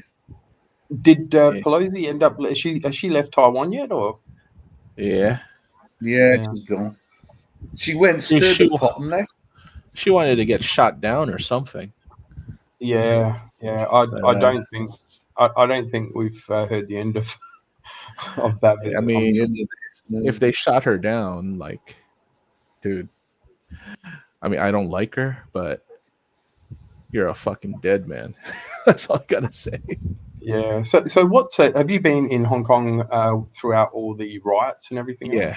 Yeah. How was that? I came here in 2017. Yeah. And my time is almost up because I need to renew my passport, and the turnaround of renewing it here is it's gonna make it expire, and I'm like gonna be fucking illegal, literally. Yeah. So I'm gonna go back home, and by the time I get it sorted out there, hopefully Honkers has no more quarantine mandate. But by then, everyone probably would have upped and left for SG or back stateside, whether it be UK or New York. Yeah, since China sort of started taking over, it seems like a lot of the finance it's exodus, man. are starting to move to Singapore and stuff like that. So a lot of the Japanese, they left. Like was it Nomura? Nomura left IFC2. They like gave up like a few floors, and they're like, fuck doing business here. Mm-hmm. They did it after the riots and all that. The uncertainty, you know what I mean? Like, what are you going to do? They're just going to come in and. I remember when I was in Shenzhen in the factory, we would have government officials come in every month to do random stock checks. I can't. And if your stock counts were wrong, there'd be 3 times as many people come in a couple of times, and they'll actually go through everything with a fine-tooth comb. Fuck that! I can't do. They're trying to make sure that we weren't importing stuff illegally. It's just crazy. I heard on the ground, Hong Kong has like all these agents, I guess, from the mainland to kind of enforce a security law, national security law. Because when the what is it, Hong Kong police talked to me outside the consulate, they were like, there was this guy, like he's just, in like black suit, kind of ill-fitting. I was like, oh yeah, you look normal, bro. Are you a thug? What are you gonna do? Well, I remember the first week I rocked up to Shenzhen. I basically so there was a factory, there was a dormitory, there was the main road, and on the other side of the road there was the apartments that I was living in. Yeah. And within 3 or 4 days, we had the police come to our office saying, "Oh, we've noticed there's a foreigner living in this area. We're just trying to work out if he's has anything to do with which business here. Why is he here? How long is he going to be here? And where is he living? And we need him to report to the police station within 24 hours." Jesus Christ! It was like, they actually saw me walking around, so they went, they pretty much they're on the hunt, you know. So once they knew I was there and I gave them my passport and everything, you know, it was reasonably okay. They didn't really bother me, but yeah, it was nuts. See, I'm not even supposed to talk about this, but when I was in the consulate, the State Department already has it planned out. If shit hits the fan, given the fact I'm on the island, they're gonna have boats to take us to fucking Hong Kong International and fly us the fuck out of there. Just show your passport, get the fuck out. Oh, the good Yeah, to know. well, it's like they can pretty much, like in the time there, you could see they can pretty much do whatever they want to you. One night I went out with one of my friends and she was driving, and we got pulled over. Just probably not even probably a kilometre away from where I was living, and you know, the police officer saw me and he's like, "Show me your ID," and I'm like, "Well, I don't have any," and they're like, "Well, no, you need to have ID," and I'm like, "Well, I don't have any on me," you know what I mean? Like, I just live down the road, and they're like, "Nah." So they took us to the police station, held us there I was probably there for about an hour, probably around an hour or so, and they were just talking to me, and they were trying to talk to me in Chinese, and I couldn't speak, and they had my friend who could speak in English in the next room. And they'll just ask me questions, and I'm like, "I don't know what you're talking about, mate," you know. And eventually they got someone that could speak a little bit of English, and I'm just like, "Well, if you want my documents, how about you just drive me back to my hotel? I'll give you to my apartment. I'll give you my passport. We can come back here. You can do whatever you want." And eventually they did that, and the whole ordeal was 2 hours, and it was just like a complete and utter waste of time. They had nothing That's else. why I don't go fucking mainland. I can't be fucked with that shit. Yeah, it's crazy. But we have that here, you know. We still, because Poland was obviously commie until 1989. We still have a hangover of those days. You still got to carry your ID document, and you have a special identity number that's outside of your tax number that you've got to have, and you've got to be able to show that ID on demand. So they're still hung on to some of these old commie laws, which seems a bit strange. Yeah. Did you you would have seen all the problems with the banks in China? Did you hear about that? No. I was there. Not all the banks. Where they scammed them. 15 years ago, I was working. Nah, recently they scammed like a good amount of people. Yeah, so the bank they're promising high interest rates. Yeah, what was it they doing? They were paying bank employees kickbacks for them to send money to an investment company, and that shit's all a scam. Yeah, so apparently the guy left and took $6 billion to the US. Huh. Yeah. How the hell are you gonna move that out of China that easily? There's a 50,000 limit annually, so you must be CCP, bro. And then they a lot of the people were protesting at the front of the bank, and then the government beat them up. Yeah, the government changed all their COVID passports to being COVID positive. Red. Yeah, that's so. And then they came and beat them up. Yeah, fucking stupid. It's pretty crazy. Yeah. I think China's gonna implode. They have a depressed youth that doesn't want to work. They have like 20% unemployment. Mm-hmm. I mean, you can't have the grandpa working the factory, you know. They have an old generation that's gonna just one up and die. Their 1.3 billion is gonna go under 1 billion within like the next 20 years. Well, no one wants to procreate. I mean, I don't blame them. A lot of them are fuck ups. No offense. So yeah.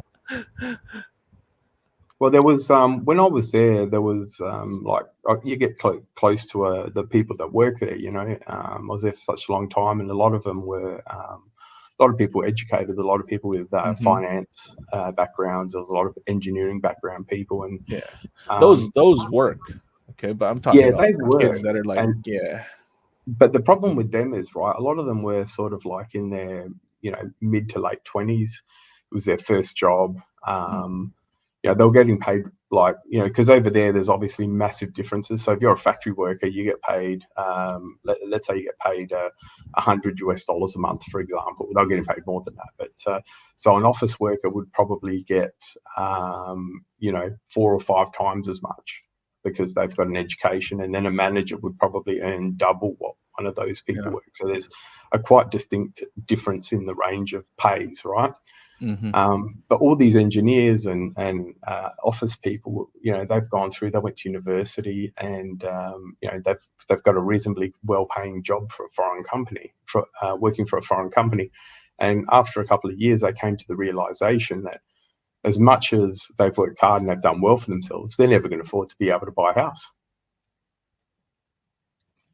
because the cost of housing over there is ridiculous. Unless they go live like miles, in the slums almost, So a lot of them were starting to get a bit disillusioned then. Like you said, the next generation seemed to be even lazier. But then that's the same in Western society as well. So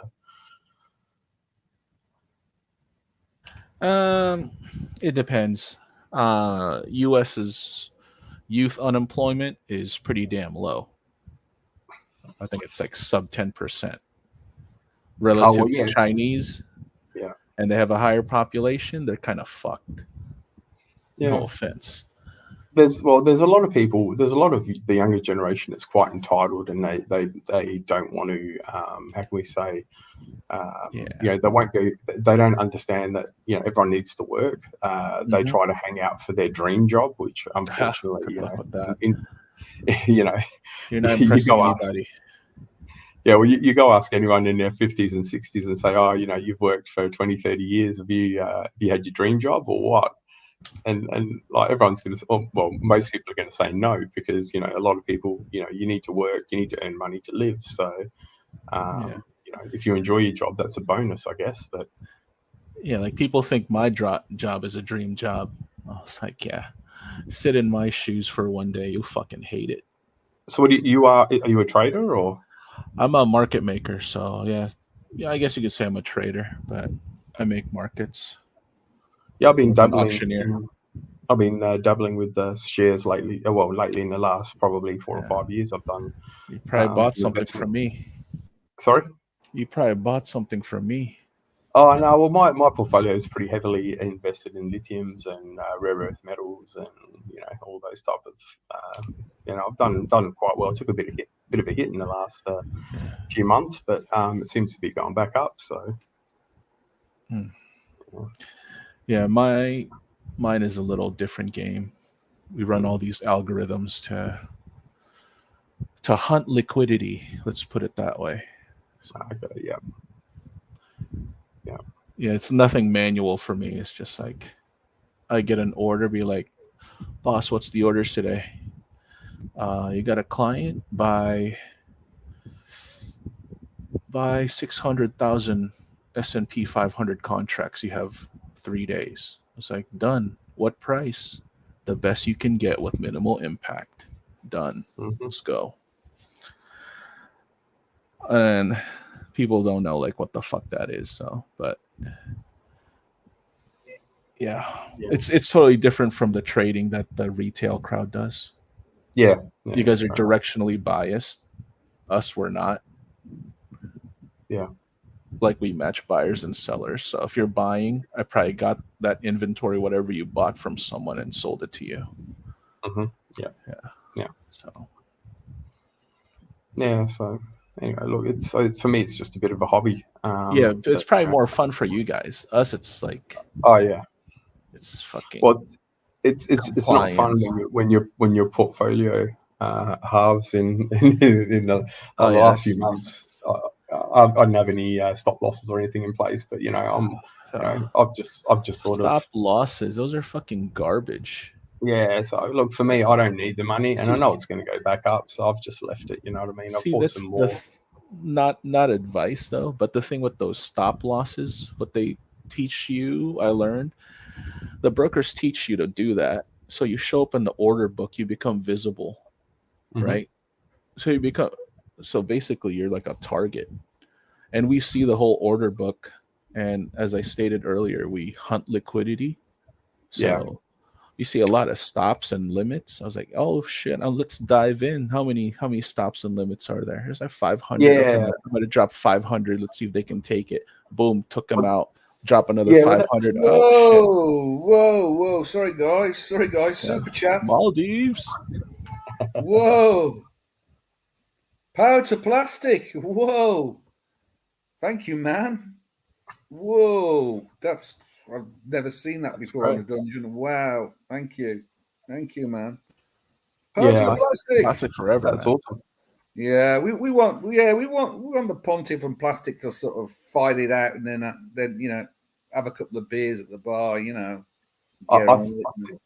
I think where this has sort of all got escalated, obviously Archie's having some other issues. Yeah, And you can see in the streams in the last month or two, he's down on appeared the money. pretty flat. He's what? Oh, Archie's appeared a bit flat. You know what I mean? Obviously, he's financial, family issues, whatever. And I think that's probably the cause of that was probably the straw that broke the camel's back with Plastic. No, I think that I mean, Archie's been going through a very tough time, especially in the last few days, and I think just Plastic maybe just hit a nerve. I know there's this Aussie shtick, isn't there? Where I get it, but it's just maybe with Archie, it's just the wrong time. Timing is just wrong at the moment. Just really difficult at the moment. Yeah. Yep. Yeah. No. Yeah, I think that's maybe where things just got a bit too. Yeah. So where's Plastic based? He's obviously in Australia, but he'd be in is he in Western Australia or something like that? Or was he in Queensland with Archie? I think he's in Queensland with Archie, because I mean they all get together and have a drink. They all party I think hard. Plastic's the closest to Archie. Yeah. He's in Brisbane. Yeah, I think he's in Brisbane. Oops, damn it! I want to dox him. He's in Australia. Plastic's in Australia. He's in Brisbane. Yeah. Brisbane. Yeah, so that was part of the reason why I never put any stop losses in place, because I always thought that you're just there for the picking, I guess. Yeah. People, and then it's a conflict of interest with the broker. It's they get commissions off of you, so you churn and burn your account. Yeah. Like what happens is those brokers, right? Whatever you're with, they aggregate their orders, right?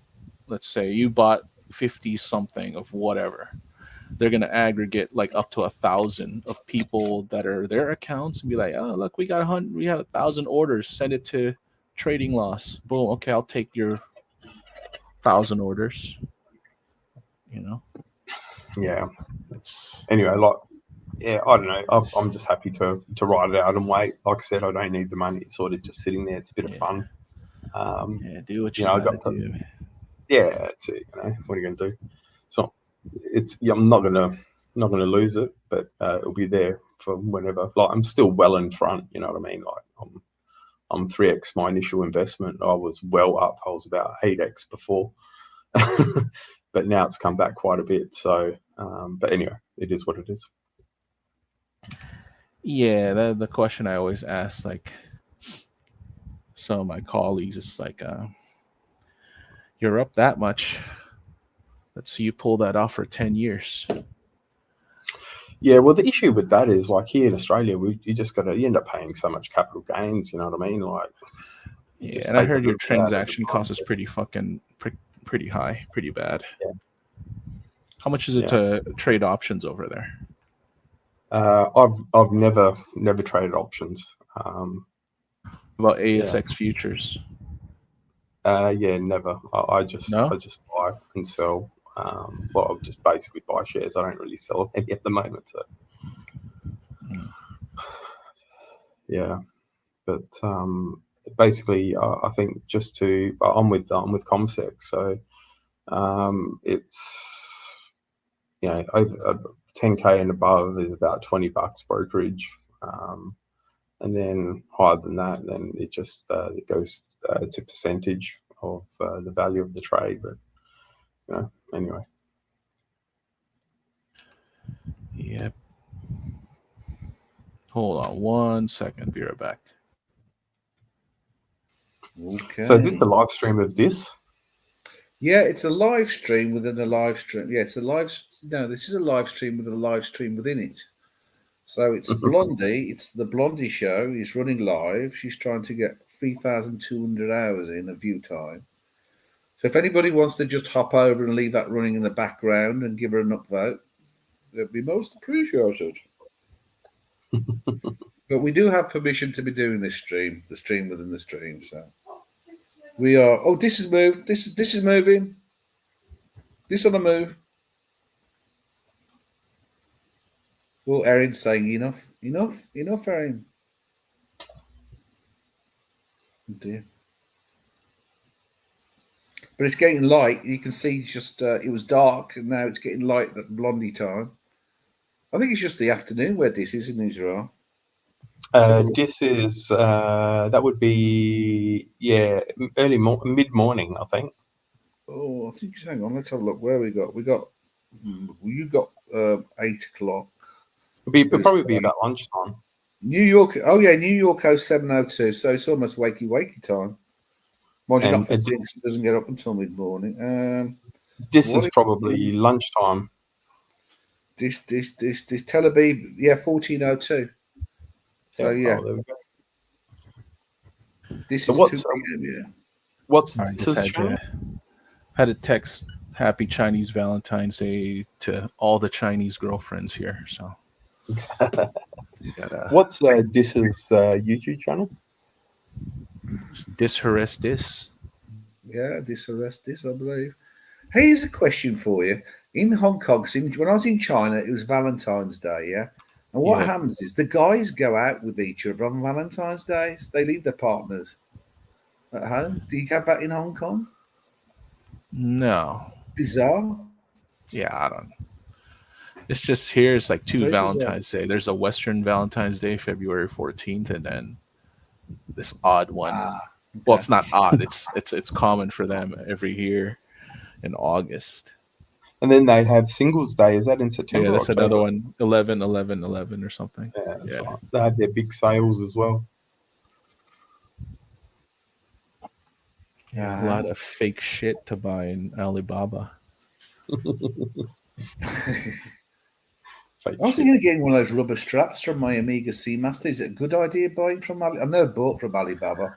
If you get like the vulcanized rubber, I guess, yeah. Yeah. But some of those like smell like straight chemical. I mean, I might try. It's only, I mean, they want like 200 odd euros here. Oh for god! that strap, but Alibaba's got one for what, £22? So that's a big difference. Yeah. I mean, obviously the clasp doesn't say Amiga on it or anything, but I mean, you could probably fit the Omega clasp on there. Depends on the width of the clasp, 16 millimeter, 18 millimeter. Yeah. Is that the rubber strap, or is that rubber? Is what's that off of? Like a Seamaster or an Aquaterra? Or? It's a Seamaster I've got, but I bought it on the steel bracelet, so I haven't got the rubber strap. It would be nice with a rubber strap. I bought an Aquaterra, and it came with this. It looks like a fabric strap on one side, but then when you turn it around, it's rubber, so it's quite comfortable. But yeah, I thought it was just plain rubber, but then when I got it, it was something completely different. So. Oh, NATO's making me hungry. He's got buffalo wings in his luxury air fryer. Whoa. President should be bought yellow gold and 40 mils, right? Date, President? I don't know. I don't have enough knowledge. Oh, okay, never mind. Where is Saad, man? President King. I don't know where he's Saad. I heard from Saad in ages. Saad, come back. Shout out for Saad. Saad Sahib. Assalamu alaikum. You talk about dates. He's the master. Shit. He disappeared after the box debacle. Oh, yeah, I don't know.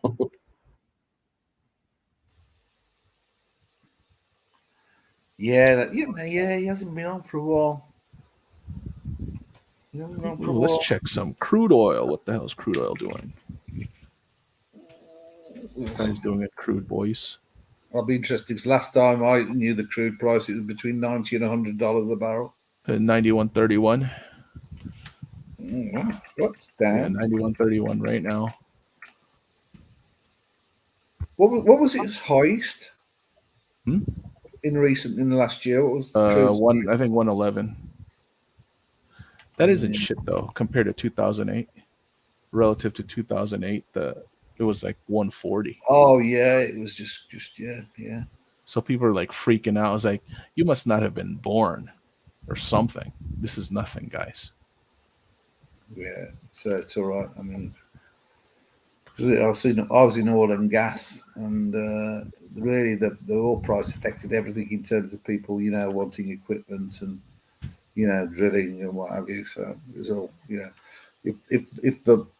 if the oil price dropped, I mean, it was just dead. Nobody was drilling. Nobody was doing anything.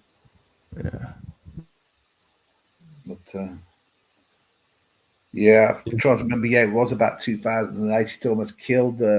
We had like a couple of petrochem companies doing petrochem fittings, and God, that oh geez, all the stuff was just sat on the shelves, not going anywhere. It was pretty expensive stuff. In 2008, it went from 124 down to 46, like 6 months later, beginning of 2009. Wow. Old crude. I remember it was like when I was back stateside, gas was like almost $7 a gallon, and I was in university back then. I was like, shit, I'm done. I can't even drive to school. I'm that old. I remember the crisis from, was it 73? I'm that old. Jesus, I've been through that as well. I was like negative years old. I mean, those days, you used to have those huge cars in America. I mean, everybody had their great big bloody cars, didn't they? 9 miles to the gallon. Americans were the best at making two-door cars that were longer than four-door cars. Yeah. I think my American car was an Ambassador. I can't even remember what it was. It's an Ambassador or something. Huge green thing it was. Trouble was, it was too wide for the UK road. So that big that was, this American car was too wide for the UK road. Fuck, am I in the wrong window again? Disregard. Sorry about that, man. That's all right. I didn't give away any positions. Yeah, don't give away. Don't give away your positions. Yeah, certainly not to Dis and Blondie. In the prone position, I don't know. So lateral position. I don't know what position you can call that. A vertical position. I'm just reading the chat. I mean, they're so engaged with the panel that they're talking to Erin, which is pretty cool. They're trying to decide what language they're talking to. We got Chin and Erin and NATO talking to Erin. Yeah, who's that? Erin? She like a mascot? Yeah, she might hop on into the back room. Well, she's not been on lately. Well, somebody might have banned her though, so she might not be able to go. In the UK, 73 Ford Granada was king. I had the Ford Consul, which looked exactly the 2-litre Ford Consul, which was exactly, it was 1973. Something 205L. So it's an L plate, which I think is 73. So I had the Ford Consul, which is the wannabe Granada. But yeah, the Sweeney Todd Flying Squad and all that, if you remember it. You know, it was a cool car, the Ford Thunderbird from the early 90s with the digital. Yeah. She'll be gone when her daddy takes a T-Bird away. Oh, holy fuck. UK inflation is almost 14%. I know, but the interest rate isn't even 2%. Well, they just hiked it right now, 50 bips, 50 basis points, 0.5%. And then fucking British pound. What the fuck? They need to British. put the interest rates up to 14% like they did to me, the bastards. Yeah, It never works out. Now I've got some money to save. The interest they're gonna rates are have shy. unrest. When I got my first mortgage, it went from 7%, the interest rate, to 14% back in 1980 something, blah, blah. I almost lost the house. The payments doubled. The monthly payments Fucking just doubled ridiculous. overnight. But now I've got some money to save. The bastards won't put the interest rates up.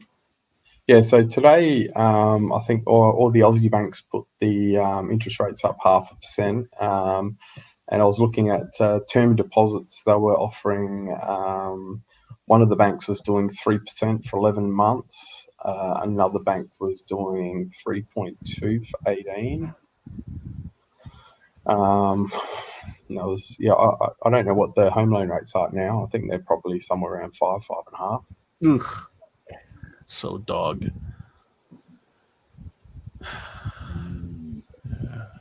But where do you think the interest rates will go? Do you think they'll ever get up to like 10%? No.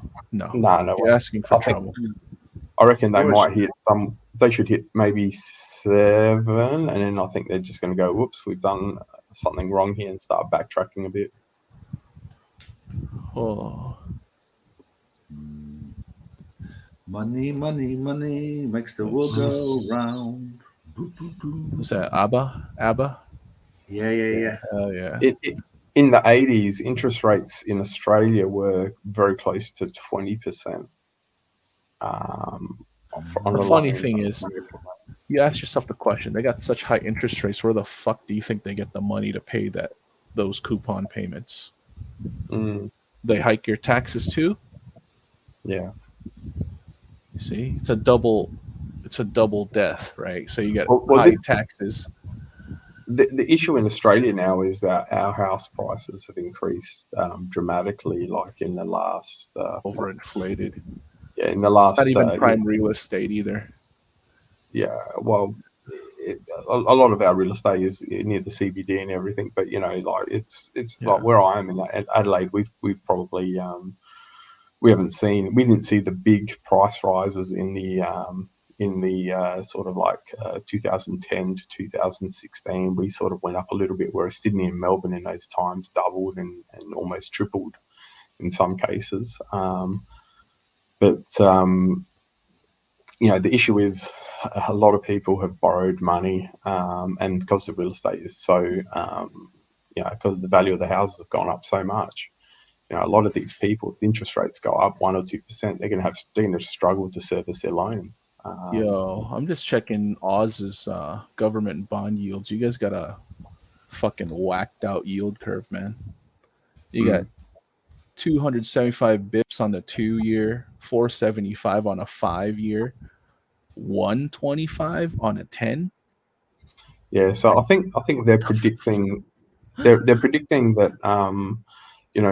short term it's going to increase, but they reckon in about 2 or 3 years it's going to go up 2 or 3 more percent. But I reckon in 10 years, I reckon they're thinking it's all going to come back down again. Yeah, because the long end of the curve is all like fucked. What the hell? Yeah, Usually so long end of the curve should be higher. That's right. Yeah. You should be trending upwards. I think the other thing I was saying is if you invest for 3 years, I'll give you something like 4.5%. So they want to attract your cash, so they have cash in their reserves. Yeah. That's why they're going to try and give you a higher interest rate. Uh-oh, it's Aussie. Aussie, long time no see, mate. I heard you guys doing nerd talk, so I had to join in. Yeah. I got a little downtime after like a month and a half. Oh, this should be better. I had the wrong mic on. Sorry about that. Check the gilts. 2-year gilt. 1, 5, 1.25, 10. Ugh. Shit, I want to be in a 10-year bond.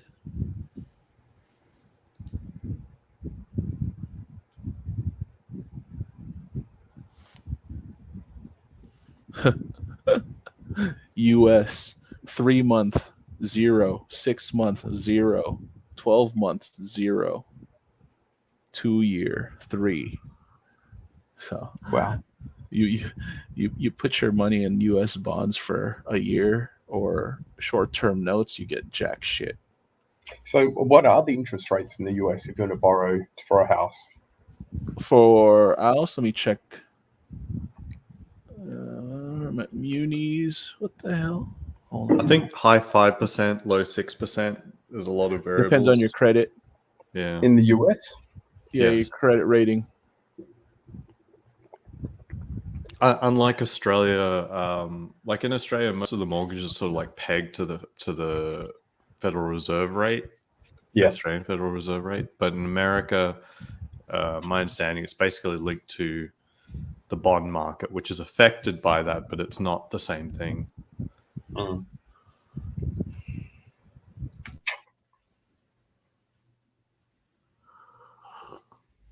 But most Americans have fixed rate mortgages, meaning they lock in a certain payment and they're good for the life of that product. 15 While to 30 Australians, years. every time the Federal Reserve touches the interest rate, money is being taken in or out of consumers' pockets. Yeah. Well, they won't fix a loan for more than 2 or 3 years here. Yeah, it's never happened, right? Like in Yeah. America, they just I don't understand why that's the case. I mean, clearly it's a lot more stressful going fully variable, but I don't know. I guess it must just be the maturity of the bond market in Australia. It never had the volume to Well, allow if you someone start to fix something. if you start looking at interest rates from like 30 odd years ago, there's just been a trend downwards. So I guess people probably never really wanted to lock their loans in anyway because there was a trend downwards. So, yeah, I don't know. Hmm. Yeah, there's fair logic in that, I guess. But Yeah, hmm. I don't know. Like I was saying before, I remember, I was talking to my dad, and he bought an investment property. He would have been in the 80s, and he was paying close to 20% interest per annum. So it's like, back then there was a massive incentive to pay that off, whereas now, with interest rates so low, it's like, I'll just take 40 years. You know what I mean? It doesn't matter. Yeah, it's completely flipped. Like it was like advantageous in Australia to just like pay down everything as fast as you possibly could, beat the schedule. While here in America, and I guess in Australia now, it's like, you know what, just stick to the schedule, let some inflation work on it. Enjoy your life. Yeah. So you're in the States, are you? Yeah, I'm in Las Vegas, moving to Texas in 23 days. Oh, shit. Texas. Vegas flooded it, didn't it? I don't know. I don't know anything about Texas. No, Vegas. flooded. Like a Lots of. I don't know about floods, but certainly water is unexpected, and a lot of people found leaks where they. A lot of underground car parks. I think we're in trouble. Yeah, that's probably where it seems. Vegas doesn't have many underground car parks. What you probably saw was the Link, which was outrageous. But everyone saw that one. Yeah, but the Link is designed to do that actually. Like you have to look it up. They designed it so that's where all the storm water from the valley goes through. When they built that parking garage, they knew that, and they said, okay, we've got to build so basically there are stormwater drains that run through Las Vegas underground, and then it'll quote unquote daylight through the Link parking garage and then go back. It's literally designed to be part of the stormwater drainage system. It's outrageous. So yeah, who was asking about U.S. mortgage rates? Yeah, I was. Yeah, sorry. Yeah, 30-year fixed right now, 5.52%. 15-year, 4.74%. It's actually come down since last month, I think. Yeah, it was 5.6. It went down like about 9 bips. give or take. But the markets, like I follow a couple of real estate YouTubers in different markets. Some of them have good data, some of them honest, some of them can't hide the data. Things are going extremely pear-shaped. So within the space of 3 months, we've gone from like literally weeks of inventory to 6 months of inventory. It's just like an explosion of houses on the market and nobody buying. So last month was the worst July in over 10 years for sales. And this month will likely be the last month in over 10 years in sales, full stop. So Yeah. it's in Adelaide for July, we had an auction clearance rate of around 75%. So we've gone down a little bit, but it hasn't been too bad. Whereas the eastern states, beginning of July, I think it was the first week of July, in Sydney, there was many auctions that people went to, and there was actually no one at the auction. They had a very, very poor. They pretty much sold nothing in that first week, and then I don't know. Then later on in the month, I think there was a bit of movement, and I think they're sort of around high 40s clearance rate. you know what's funny? Auctions basically don't exist here in the States. Don't You trading loss? You counter my thought of that? I haven't heard of a single auction for a house. Auction only if it's a repo from a bank, probably. Yeah, Wow. not as a way of attracting the best price. It's sort of just an efficiency thing. So yeah, I've never heard of an auction for houses. No, that's Yeah, usually it's for cars. Here they get, they think they get people that are interested in a house trying to outbid each other and have, have their passion for the house, or sort of take control and have them outbid each other and pay way too much for the house, which I guess in the last year or so, over COVID, house prices have gone crazy. And well, in America, so you will bid, and you are effectively in an auction when you have multiple suitors for a house, but it's not done in the sort of like high intensity going once, going twice environment. Like the agent will go, hey, look, going over to you, we've got a bid for this. If you match it, we'll give it to you. 155, 150, 160, 165. Going once, it's going almost twice, sold. It's a private. It's like a private auction. Whereas here, I guess if you put in a bid into for a house, for example, and you bid what they're after, they'll accept your bid. Whereas in the US, I guess they'll probably hang off, get a few extra bids, and then they'll play them off each other to try. They might play off each other, but my understanding is that the game doesn't last that long. So you're right. They will play off each other, but the game doesn't last that long. Basically, they usually arrive at a number pretty quickly, and there probably aren't too many back and forths. Probably not as many back and forths as you would be doing in an auction, like the open call type thing. Yeah. So I think last year, or during, last year, there was a lot of real estate agents getting into trouble because they were giving like a price guide of like $1 million on a house. Then it was going to auction and they were getting like 1.8 million. And, that's the wrong valuation for it. Yeah, well, here it's the Real Estate Institute. Like they can give real estate agents warnings because they have to be like within, I don't know what it is, 20% of what the actual final, because they can't set too low a price guide, and they can get their licenses taken away and get massive that's fines. Price fixing right there. That's so anti-capitalist. But but there are other ramifications for prices being wildly out of expectation. So here in the USA, one thing that I'm aware of is was it assessment or evaluation? And so you have to get valuation. Sorry, you have to get the house value assessed after sort of bidding for a house. So you can't buy a house for like 1.2 million and then expect to get a $1.2 million loan if the valuation comes up. So you just simply overpaid $200,000 on this house, so it's worth about $1 million. The bank will not front you more than 1 million valuation plus your deposit on that. So they'll expect you to do 200,000.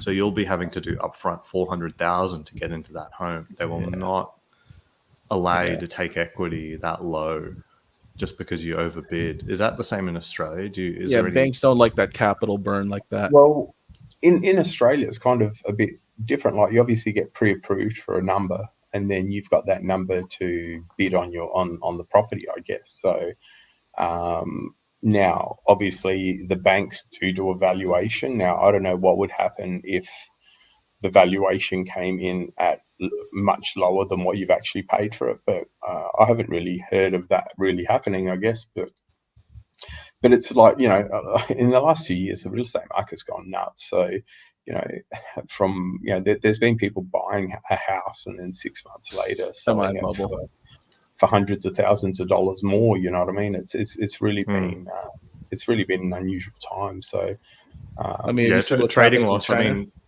but trading loss. Australia's entire market, it just looks like Vancouver, basically. It's just everything ridiculous. Is way overvalued, and but it happened when I came out of uni. Like, I was in uni in 2005. That was my last year, and the graduating group ahead of me, you know, my friend, he got a job at IBM with his entry-level salary. He was able to immediately jump into a home and start paying down a mortgage as soon as he left uni. By the end of that year, that was no longer a possibility for me to get a job at IBM and start owning and paying down a home. And I said, you know what? If this is the only investment vehicle that's working in Australia, so I'm basically out, I'm just going to leave. So I left the country. As soon as I got my degree, I'm like, I'm out of here. I don't see the point. Well, considering that the biggest driving factor is the value of the land, and like, we've got no land in Australia. You know what I mean? Like, the way I look at it is the government should be giving every person, once you turn 18 years of age, why can't the government just give them a piece of land? Like, it might not be prime real estate, but it's a bit of land where they can build themselves a house, you know. Then people can build $150,000, $200,000 house, and most people can quite easily service that loan, you know. But the thing you know, is, they the can't do government that. wants to be in control. Yeah, so they're controlling the release of land, and you know, I guess now they've gotten themselves into a point where they can't. You know, the majority of the value of the house is land, and they can't give land away because it will devalue all the other land, I guess, and it will cause a massive financial issue. But yeah, I don't know, like. But you know, but it is sick, right? Like, as an example of, like, it's just sick to actually just keep plowing price and effort into property, you know, land value, because, like, as an example, my mum bought her unit, sort of single family dwelling, in 2000, and that was in southeastern suburbs of Melbourne. So that's one of the big two cities in Australia, trading loss. And when she got it for about 100K. Now it's probably worth like 600-700K, but the traffic is 30 times worse. Like, she used to be able to get into the city or to her work around, and towards an inner city suburb, a hospital there. It would take her like 15 minutes. Now it takes like 45 minutes. Her literal experience of that house has declined in terms of enjoyment and, you know, standard of living, but the house value is like 6-7x.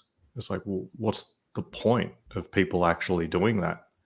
Question is, are you enjoying the value? It's unrealized paper. Well, I mean, people are paying, you know, per month more and more money for literally declining standards of living. Yeah, it's the same with like a different perspective. An employee in the UK is basically working for free with their salary and the cost of living there. Think about it. They have like a 40% tax rate almost.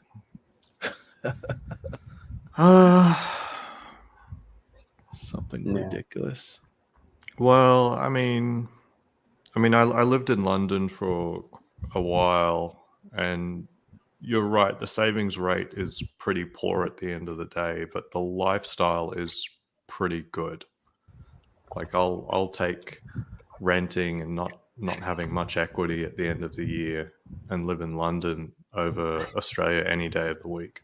Yeah, I guess so. Yeah, if you have a higher valuation for that lifestyle, I guess sure.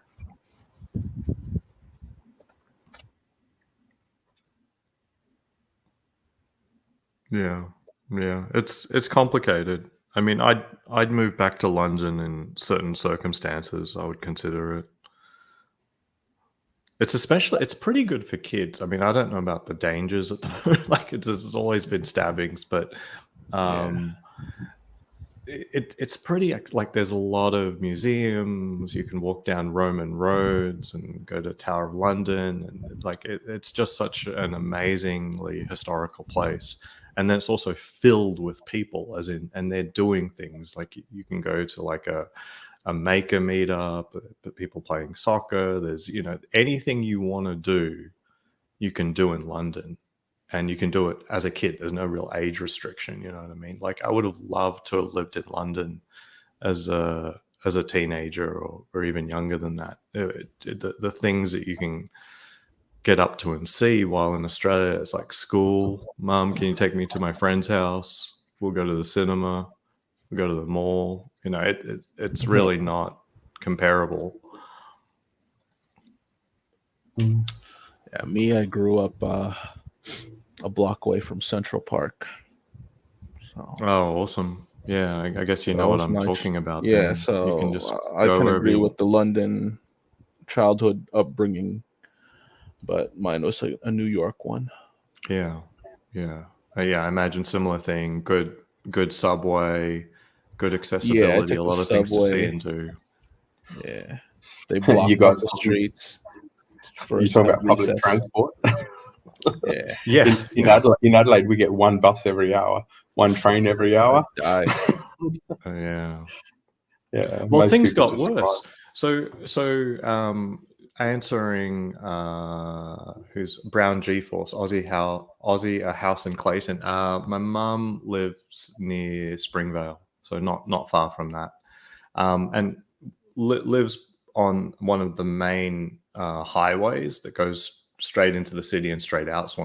It's a main highway, and there's a bus that goes down that highway. It goes to like Clayton, where there's a big university and other businesses and hospitals. And I used to take this bus either towards the city or to out the other way towards Dandenong, which is also another center of shopping and stuff like that. When I was a kid, it used to come every 15 minutes. Now it comes every hour. I'm like, what are we paying for? Like, things are getting worse. Yep. Yeah, it's I don't know. Well, in Adelaide, we're quite lucky. Like, I live maybe 2 minutes drive from the beach and about 15 minutes drive from the CBD. And so peak hour, it will take me 15 minutes. It's about 16, 17 k's from the CBD. In peak hour, it will take me about 40 minutes to get to the city.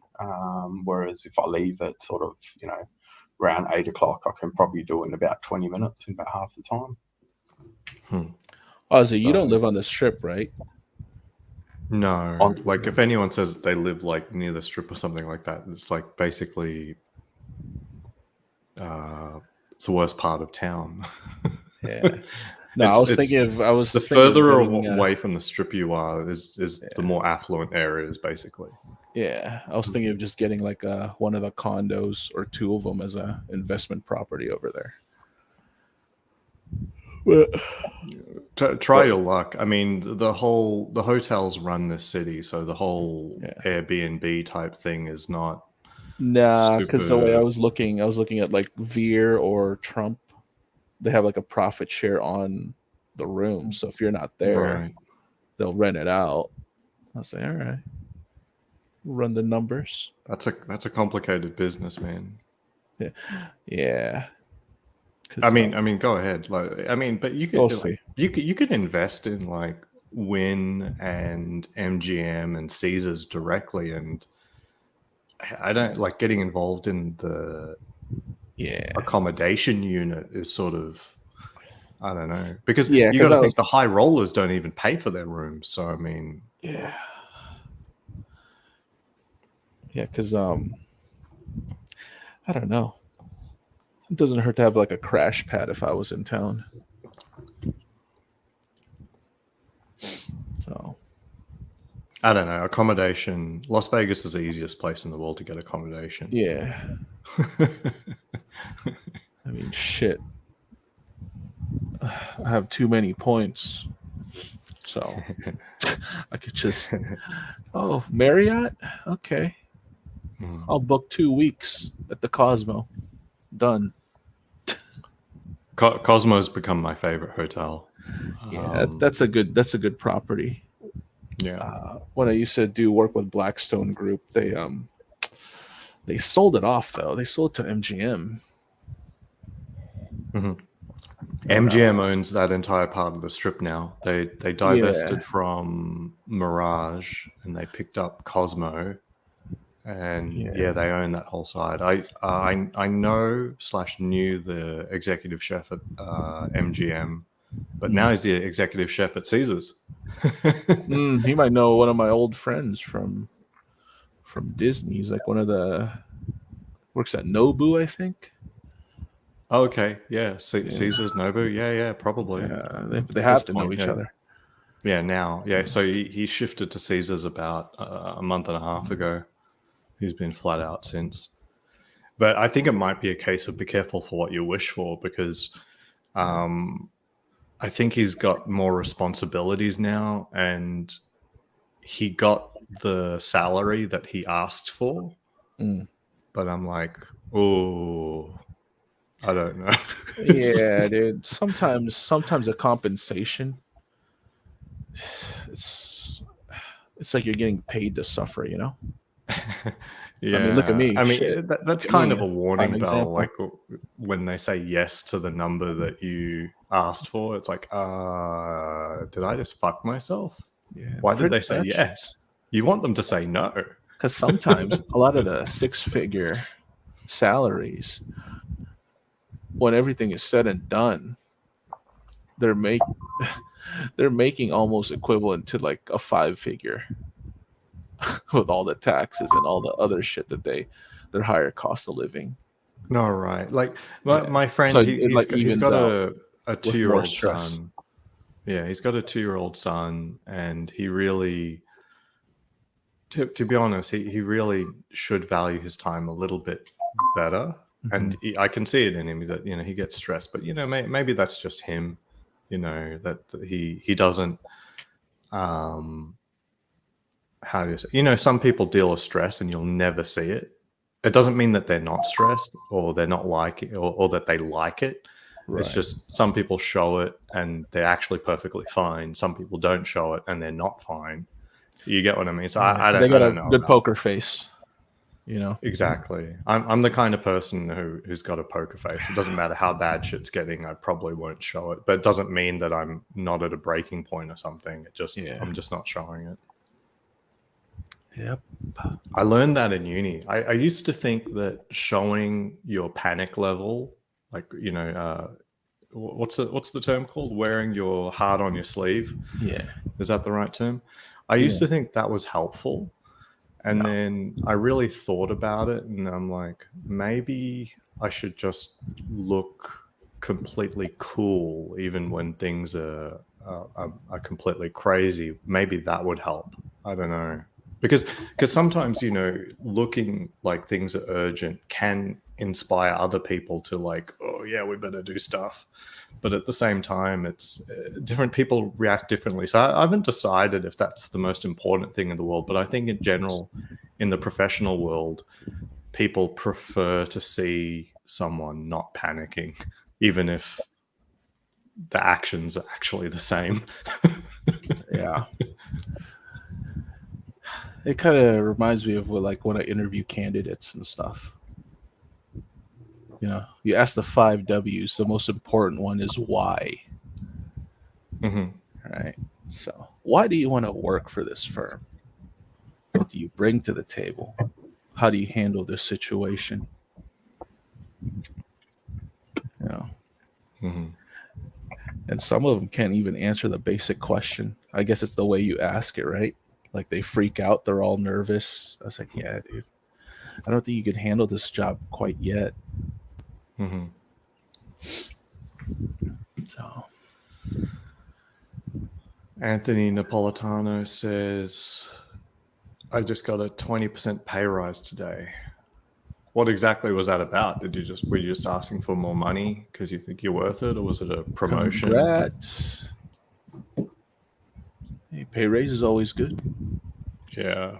Part of my move to Austin will probably mean that I get a pay raise just for the location, which is silly, Yeah. but I'm not gonna. Just get the average and be like, hey, this is what I researched, and I think this is fair. No, like it's just indexing basically. So my company didn't used to do indexing. They just basically said there's 2 rates. There's Bay Area and not Bay Area. Oh god, so binary. Yeah. So I took my Seattle salary and brought it to Las Vegas, and then 2 years later they start doing indexing and they dock some of my pay. And I'm like, are you fucking kidding me? Like, you could have just told me. Like where I live is not static. I know it is for most people, but I can choose, you know. Right. If you tell me if I move to Bay Area I get like 30% more, then I'll consider it. You got to tell me though. Right. You know, you can't just fucking wait for annual review and then dock my pay. Fucking assholes. Fuck. You just remind me of annual review. So there's a lot of everyone's pissed, like bonuses are going to be down. I knew it was going to be down. First half bonus was dog shit. Mm-hmm. So, yeah. How much of your compensation is quote unquote bonus? So there's a base, profit share, bonus. Bonus is about like 66 to 70% of the total compensation. So base is negligible. Okay. Mm-hmm. And then the profit share is when is for bad times. Mm-hmm. So it's a little something on top of your base. And that usually comes into play when they can't afford to pay a bonus. When Mm-hmm. someone did some too much risk and Mm-hmm. can't afford to pay it because you lost some money. Mm-hmm. But yeah, the compensation structures and finance is a lot more complex now. I don't know how it is in tech. It's like what, base and So in the FANG companies, you basically get a base, and then you get RSUs, which are just stock basically, and but they don't become available to you until about 2 years later. Oh, it doesn't get what, vested or something until then? Yeah, vesting. Yeah. So when you sign on, the schedule goes out to a 4-year horizon, but as just a regular worker, beyond that 4-year time frame, your RSUs are scheduled to go out for 2 years. So basically, when you get your annual, they'll tell you what your new base is, and then you will get effectively what they think you're going to be paid 2 years from now. which is Oh yeah, so they're like forecasting it, kind of. well, yeah. They only give you stock that will vest 2 years from now. So Yeah. so basically, I've taken huge hits because well, you don't have to know which company I work for, but But you can tell stocks. sometimes the stock doesn't perform the way you expect it, right? Exactly. But I wasn't betting to begin with, you know what I mean? I Right. didn't choose for annual review to be in fucking March. It's such a weird fucking time. Yeah, when fucking the Holy price was shit. super high, and then now it just completely tanked. So I'm That's looking fucked. at a 30-40% pay reduction. Yeah, that sucks, man. And now all of the different FANG companies are all on hiring freezes, so I can't go and compete. Yeah, same here, man. Like even the best candidate stares us in the face like 2 days ago. Mhm. It's like, sorry, man. If things change, we'll give you a call. Keep in touch. Yeah. Yeah. I mean, my wife had to go back to work, not because we don't have enough money anymore for her to go on maternity. I mean, just to take care of the kids. But I told her, like, look, this downturn happened precisely at the best time, because right now we get to decide whether or not you keep your job or not. In 6 to 12 months, we may not be able to decide which one of us has a job. Shit. Right. Like, we get to decide right now. Like, if this happened later, like after she already handed in her notice, say, you know what, I'm just going to take care of the kids, things are hunky-dory, we'd be so fucked if the crash just happens like a month after that. Oh, So yeah. so it has happened at precisely the right time. She went on maternity leave, market crashed heavy. It's like, okay, I guess we know what we have to do. It sucks, but this is actually good timing. Yeah. Yeah, something's out of your control, man. What can you do? Well, I mean, what is in control is whether or not we continue with our work. So that's fair. There you go. That's Yeah, good. Yeah, that's good. Your employment's still at will. You can leave at any time, and they can sever you any time, right? Yes, yeah. But the reality is even though that's true for FANG companies, You can't really afford to do it. Yeah, HR is so, they have to protect the company from getting sued. So they have to fire people the right way. So they have to do like talent assessments, and then if someone is earmarked as being low performance, then they're put on like a program to up that performance. And if they don't come out of it at the new high rating, then they're asked to leave, and there may be very minimal severance. So within tech, it's like you're not going to be getting much. You're going to be getting less than a month of base as that severance, I think. What the fuck? Yeah. Shit. And honestly, I just went through talent review. So as a in my position, I have to contribute to the talent review assessments, meetings between the managers, and fuck, man, it's mostly perception. Like, it's just, there's some people who haven't done fucking jack shit, but they have the perception of moving the cards around, and like, I'm like, this person has literally done nothing in 12 months in terms of code, and that's their job. Oh God. And it's so familiar with people that are trying to catch up on work the last 3 months of the year. Yeah, I know. Well, they get by because not everything we do is literally code. But I mean, there'll be people who get super high ratings above people who are actually delivering, and it's just perception. It's like, oh, but they're a high performer. It's like, well, none of the artifacts prove that out. Yeah. But I might be one of that. But that's because I'm far more senior. I work by having like one-on-ones with people and coaching them through their code. I'll go through design reviews, so it'll be design docs and stuff like that. It won't be the same stats as someone who's more junior. Someone who's more junior might actually do more code than me because they're handed like tons of monkey code. You know what I mean? Yeah. You find that the people that appear, you gotta clean it up, you know. There's a lot of people that appear to be the most busiest people in the office, but yeah, at the end of the day, they don't really do anything. Exactly. So I was thinking, so yesterday there's this entire group of people who are like have this huge hard on to put in this feature, and it sounds like a privacy feature, and I called bullshit on it. I said, look, you're just copying what I did 2 years ago to your system, and it sounds like the right thing to do. It's plausible that it's the right thing to do, but I'm telling you, there is no reason to do it. And we went through 3 reviews, including InfoSec weighing in. They were all just fucking scared that InfoSec would tell them, you have to do it, and you guys fucked up by not doing it. And I finally got InfoSec to agree. It's like, you know what? If you did this, you would be protecting literally nothing.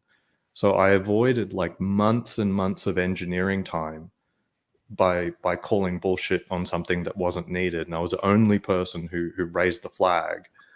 And that's the real value. And I learned that very early in my career. It's the real value that someone can really deliver at a high level is identifying when something doesn't need to be done.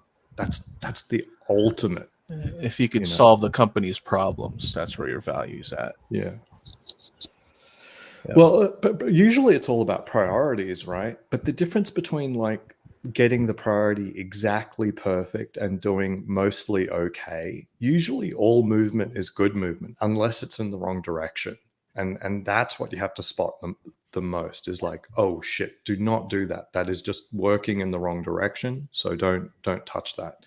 And I've seen so many projects over the years just turn into just trash and have to be completely abandoned for things that could have been identified within the first month if you actually had someone to look at it that had the balls to say, you're like, you know what, this is just shit. This won't actually work, or this actually doesn't deliver any value. It looks like it will, but it just, if you look at it carefully, like, so that's been mostly my career, is identifying where you could achieve the same effect with no effort. Like, that's the ultimate in my book. Would you consider tech a meritocracy? Yeah, but it comes down to your relationship with your manager, and sometimes that can be just complete bullshit, regardless of your actual work. So yes, but there are caveats with perception, and it comes down to your relationship with your manager. Yeah, see, for us, it's like, yeah, you perform, but it all comes down to how was your production? What did you bring in for the firm? Mm-hmm. What's the bottom line? Because they calculate, percentage off of that. That becomes your bonus. There's a multiplier effect. I wish I had that. Yeah, well, no. The thing is, it depends. There's no freedom here, right? It's a contract, 5-year. Right. In your job, coding, everything's quantifiable. I can't leave. What was that? In your job, everything's quantified. Yeah, they quantify everything. Everything's a number. Yeah, but I can't leave at will. I guess in Aussie's case, I guess like you were saying before, he can probably go a year without writing any code, but people underneath him write code, and does that mean that he hasn't done anything all year? You know what I mean? Well, I mean, that's what higher end engineers do. You know what I mean? So I put it like this: as a junior engineer, first 3 years roughly, you're expected to write code that for features that were designed by other people. By a level 2 engineer, you're talking about designing the features that people told you were needed. By level 3, so a senior, you're now talking about taking business problems and owning that. So a level 2, they should get their money because they wrote to spec, basically. They wrote a feature that did what they said it would do. Whether or not the business outcome was actually good or not is not really their job. Once you get to senior, you talk about identifying vague business problems and solving them Holy and shit. using a team to get it. By Yeah, so principle, abstract. you're talking about only business problems, and then you don't even have direct influence over the engineering teams that, like, you're not literally embedded in a team executing a project. You're sort of advising the manager about what to do. You're advising the team what to do. You may poke your head in some critical areas, but you do not have direct influence, but the outcome is still your responsibility. So that's why when you get more and more senior, you can't spend your time just coding stuff, but sometimes you do. So at the moment, I'm in a little bit of a crunch right now. I do need to do like this really early greenfield coding right now to get through, but that's why it changes. But as I sort of point out there, at senior and principal, it's all about perception, whether or not you're delivering, because you don't have that many artifacts to show.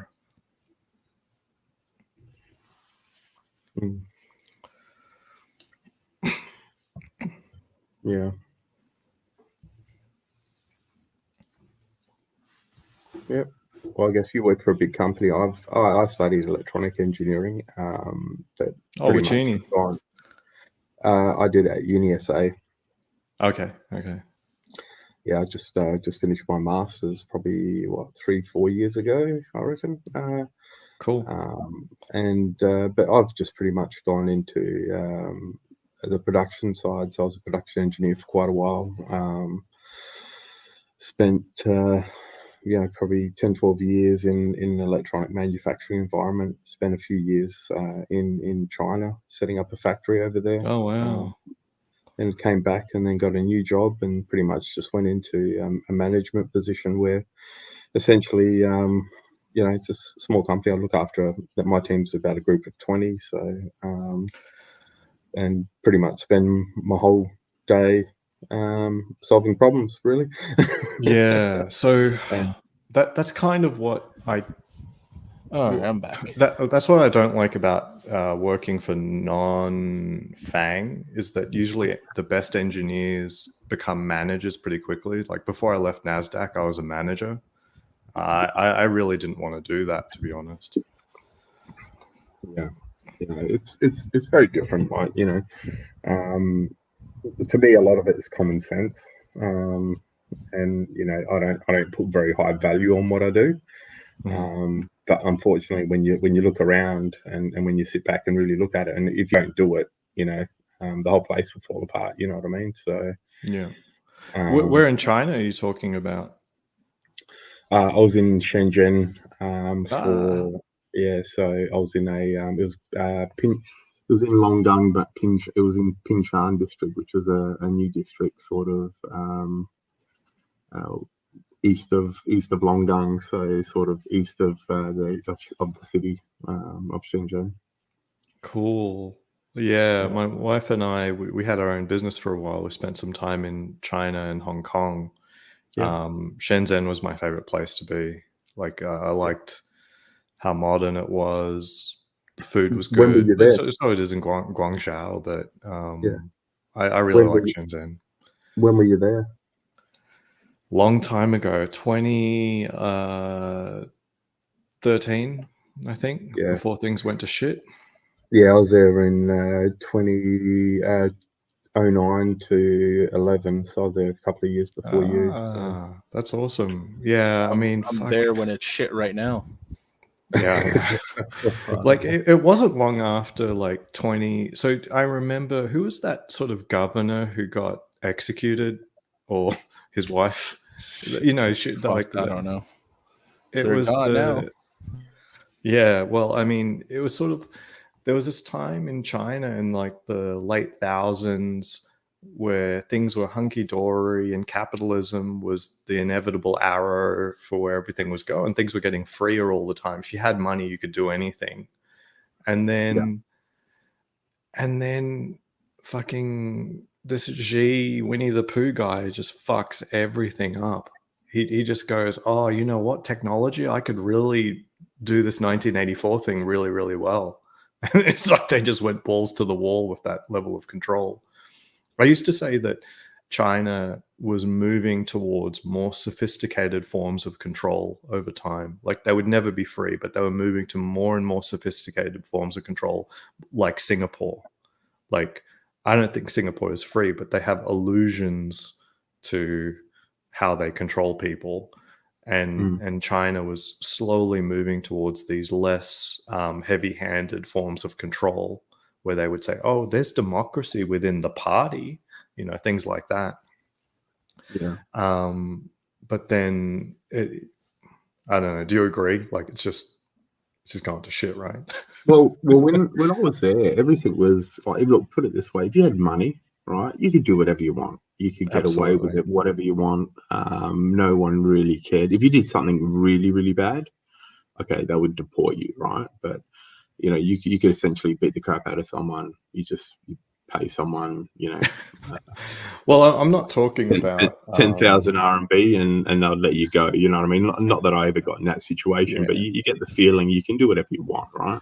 Exactly. Like I was saying, like if you wanted to run a business doing X or Y, even though it would have been technically illegal, you could have done it. I don't mean like definitely, particularly 100%. seedy businesses, but I mean like, for example, if you wanted to build gun parts, and those are literally highly illegal, I'm sure you could say, he's like, yeah, but I'm just running a business here. It's okay, right? Yeah, it's okay. Yeah, there was a lot of Europeans that were which had businesses, but they weren't really businesses, if you know what I mean. They were just, everything was sold through Hong Kong. They were just doing some buying and selling and shipping through and whatever. They're all doing quite well, you know. But it was all doable. But like where I was, you know, damn, 102 a share. So where I was, there was we would have people from China Customs come in and check our inventory and our stock counts like monthly, and if we were out, they'd come in and get heavy-handed with us and all this stuff, and it's like, well, really. But and then the office manager Ginger, she was trying to explain to me, if we don't make enough money, the Chinese government will come and shut us down. If our inventory is wrong more than X amount of hours, the government will come down and fine us, and then they would shut us down. We can't pay. We're not allowed to give our workers more than X amount of overtime, otherwise they'll come and fine us. And I'm like, what's all this? It's all this legislation, but they never really did anything. They would come there and threaten stuff, but it was always in our case, it was always just more of a threat than anything else. But right. But it was. I think the way I'd rephrase all of it is that in the past, while you could have done a lot of things that were technically not legal, you would be able to get away with it as long as you were running a business. But that's right. Now it doesn't matter how well you're running your business, and even if you're following the law, they will make shit up if they don't like you. 100%. Unless you're a CCP member, Yeah. That's the only way. Yeah. Like they don't respect like just running a business anymore, basically. I mean, look at Jack Ma. Look at all of them. All the tycoons are. People getting disappeared. Yeah. I was there for 2 years, and pretty much every 3 months I was coming back to Australia for a few weeks, then going back. But I never went over there with a work visa. I was always paid in Australia. I had an APEC card, so that would give me 30 days entry, I think, or I think it was 60. Then they changed it to 30. So all I was doing was limited. That's very limited. I think it might have been 60. I can't remember, but so every 60 days I would go to Hong Kong for a day, and then come back in, and I was just doing that all the time. And then once every 3 months I was going home. It was just, and then I got to the point where I couldn't be bothered going to Hong Kong, so I'd actually just get a cab to the bus terminal, walk through customs, turn around, and then walk back in through customs, and that would stamp my passport and not even ask a question, you know. But yeah, I I don't think my wife and I got tourist visas. I cannot remember how long they were valid for, but it was worth doing it because we could stay in country for like many months at a time. Yeah. So it was, but yeah, I don't think you'd get away with that anymore now. Yeah. You know, once upon a time, you used to just cruise into the, you know, the train station down in Lahore and just get a like a single entry visa, being Australian, and Yeah. I don't even think they're available anymore. When was the last time? Who's done the border crossing most recently? Trading Loss, or like last time for me would have been like 2013. 2019. Okay. Yeah, I did. In Last time was 16. Yeah, in 2019, like, were you doing it via the train station? Yeah, with the one going from Kowloon. Yeah. So But back in 2013, what I experienced is it'd be like oceans of Chinese people, but if you flashed a foreign passport, they'd specifically point you out and bring you to the front of the line and and process you immediately. What was happening in 2019? 2019, it was a little more strict because of the quote unquote unrest. Yeah, that would have been. Wow. They question, like, why are you going here? Mm. So I just want to fucking go clubbing, bro. Yeah. Wow. In 16, I just went to the train station, went in, and then went in and got I think it was a 7-day single entry visa. That was just at the railway station. And well, what I was trying to point out is, like, do they treat you better than the regular Chinese citizen? Because that's what was kinda, happening sorta. back then. yeah, they do. I was always going through that with the APEC card, and I always had an APEC lane, so we always always went through the express lane. But yeah, I guess they do. They were in 16. They were actually pulling. So from 2009 to 11, when I was there, people would be just going through, and it would be like the customs and the police people, or the customs agents would just be sort of half asleep. In 16, when I went, they were actually pulling people out of the crowd, and they were getting inspected. Opening up backpacks. When I was there, I didn't know what was going on, so I was just looking around, having a bit of a sticky beat. And people were coming across with iPads and iMacs and stuff like that, new in boxes, and they were getting picked up, and they were getting made to pay the tax on them. Wow. Yeah, so it was a bit full on. Like I was just dumbfounded that actually go to that extent, and a lot of it would happen on the Sunday afternoons / evenings when people knew they were over in Hong Kong doing shopping on the weekend. So on the Sundays, they would be really, really, you know, it would be very bad. This is what I heard later from some of my friends. They said, yeah, if you go there to do shopping and you bring stuff in, he goes, your best bet is to do it during a weekday, because on the weekend they're like, you know, fairly strict with what's coming in. Aussie, take your bets. You think NASDAQ's gonna drop today? I don't bet. Okay, good. That's a good move, man. Yeah, I don't bet. But you know, I have to keep buying. You know what I mean? You got to keep going in. Well, that's me. I DCA in, market up, market down. I'm building my position. I gotta sell to people like you, man. That's my job. So. Well, you know, if you don't buy when it's down, what do you do? You buying when it's up? No, you have to look at it as a discount. You know. Yeah. Well, just to prevent me from recoiling from the prospect of keeping putting my money in a bear market, I have this rule. Like, if it's a down day, I put in over 1,000. If it's an up day, I put in, you know, less than 700. And if it's like a really brutally down day, then I'm putting in I'll 2,000. Yeah.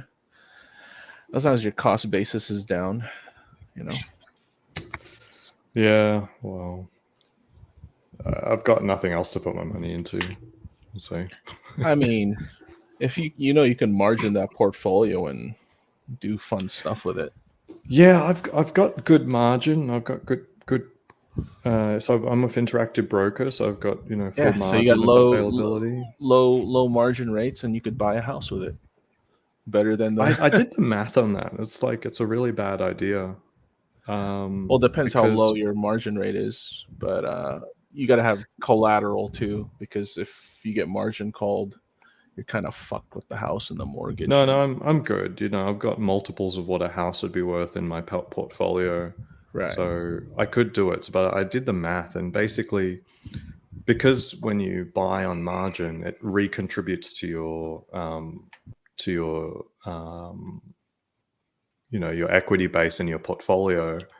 Then basically for the same amount of risk, you've got 50% more stock. Like I could either buy $1 million house or $1.5 million worth of stock, and the stock will outperform the real estate, like on average. Yeah, of course. It's more liquid, and I've got more of it for the same amount of risk. So, I decided that was a it's a good idea if all you want to do is pay down the deposit on a mortgage. As like, I'll pull deposit from margin, stay invested in stocks, not take a loss, or take profit. Just stay invested, and then pull margin to pay a deposit on a house, and then use a mortgage, and the house's house's equity is paying for the collateral on that loan. Yeah, but I've yet to use my margin to actually buy any stock. Yeah, you lose some tax advantages when you go on margin relative to, I think, a mortgage. Oh yeah, exactly. But I think a lot of people talk about the tax advantage, and there is a tax incentive, but okay. The last time I did this calculation, things have changed now. So basically, back in 2020, you had 3% mortgage rates, and I calculated that to have more interest than the standard deductible, you would have to be purchasing a home in excess of $800,000. But then there's also a cap on how much of a loan you can get and then write it off. So I calculated there was no way that you could get a tax advantage from just the mortgage thing. Like it didn't work out because the interest was just so low. You would have to get a loan that exceeded the limit. But now that things are up at 5 point something, you could probably buy a home for like $700K or $600K, and then be paying enough interest that it would be greater than the standard deductible. Yeah. So it might work out again, actually. I should redo those calcs. But I mean, that's a shitty way to reason about things. It's sort of like, oh, the interest rate's up, so it's tax advantage, so I should get in. Yeah, that's really bad, actually. Yeah. It's terrible. Fuck. Because a lot of people don't know that the interest rate, the cost of that, or the coupons that get paid out come from taxes. So it's like a death spiral loop, Mm-hmm. It's like, oh shit, it's up. I'm gonna invest. Yeah. It comes at the cost of the corporate income tax, Yeah. There's a cost to everything. Yeah. Shit, I pay taxes over here. Fuck. Oh right. That's I'm the curse. going That's for the curse of having a social. I'm Curse going of to having a passport. for my citizenship test today. There you go. Yeah. Should I avoid? Should I just say nah, can't do it? I don't. I just say I'll defend America from all threats, foreign and domestic. Boom, done. You're a citizen. That's it. I just should flash them my concealed carry. Is this enough? They're like, oh, you're not entitled to that yet. You're not a citizen yet. Okay, now you are. There you go. Well, the truth is Texas, that you'd the be people good. who want more citizens are probably on the left skewed side of things. So flashing the gun is probably precisely not the Oh god. the citizen that they want anymore. Yeah, they want the sky screamers, the ones that scream into the sky. They want loyal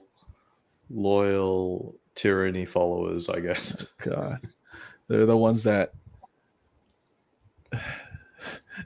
they're the ones that think Utah's in some state. It's like a capital of another Capital of state. something. Where's Utah? Isn't that a capital of Montana? Yeah. Shit, Just saying we're us, fucking are you good. going to have dual citizenship? So I used to think that American citizenship wasn't compatible with a lot of things, but I'm not being asked to renege on any of my citizenships as far as I can tell. Singapore, you have to renege. You can't have both. Right. That I know. So just saying, I'm still Australian and British, and I think technically Irish and Filipino as well, like from birth. There you go. And by technically, I mean Quintuple citizenship. Irish and Filipino is by birth, but I've never solidified it by getting a passport. Now, if I got an Irish passport, it wouldn't be because I've gained Irish citizenship. I already have Irish citizenship from birth. Shit, So- that Philippine passport you just asked for, you'll get it. I don't want it. I don't. There's no value in that, man. Yeah, there's no value. No, but what I'm just saying is, like, for example, the Singapore thing. There's a lot of citizenships that are bestowed upon birth, just from your lineage or whatever. So it can be very tricky to like say, oh, you can, you have the citizenship or you don't. Like, I don't know. Like, for example, the Singapore thing. Like, there's some citizenships you can't disown. You know what I mean? And some citizenships that won't be documented in any way, as in that would be the case for my Irish citizenship or Filipino citizenship. Like for Irish, my dad was born in Ireland, and by the Republic of Ireland, someone who's born overseas to a father who's Irish is automatically Irish. So, that's how I got my UK passport. Is my dad has a UK passport. I was born to him. So I'm a citizen of the UK, and it's not a process of like, oh, you got to apply for citizenship. No, I just apply for a passport. I did consider reneging my Australian citizenship. I really have no interest in going back, and they keep saber rattling about we're going to start taxing Australians overseas.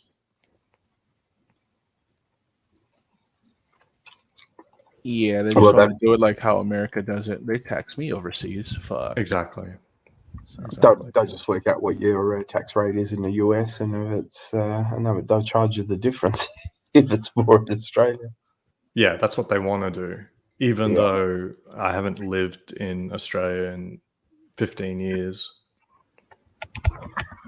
Yeah, they did that like was it about 10 years ago with, or maybe even more, with overseas pensions.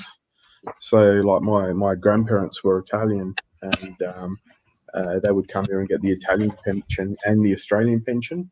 Then the government sort of cottoned onto that, and they basically made some deals with foreign countries, saying that if they'll cut your Australian pension if you get an Italian pension, or your Italian pension's halves and your Australian pension halves, so then they don't have to pay you as much money and all that stuff.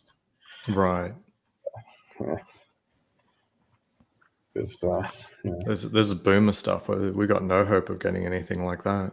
Oh yeah, good luck. Yeah, you might get a scrap of something if you run out of your super. Oh shit! I've talked to Trading Loss about super. Super's a fucking super Ponzi. 401k. Yeah. Well, no. It's a 401k. At least you're still investing in sort of pretty transparent instruments. The actual investment instruments themselves are pretty you know, they're big funds with pretty big disclosures. In Australia, they don't tell you fucking anything about what's in the fund. Who's the regulator in Australia? FCA, or is that's UK, right? That's, I think I know there was quite a bit of an issue when COVID first started, and the government allowed people to withdraw 10K in 2020 and then 10K in 2021 or something like that. Some of the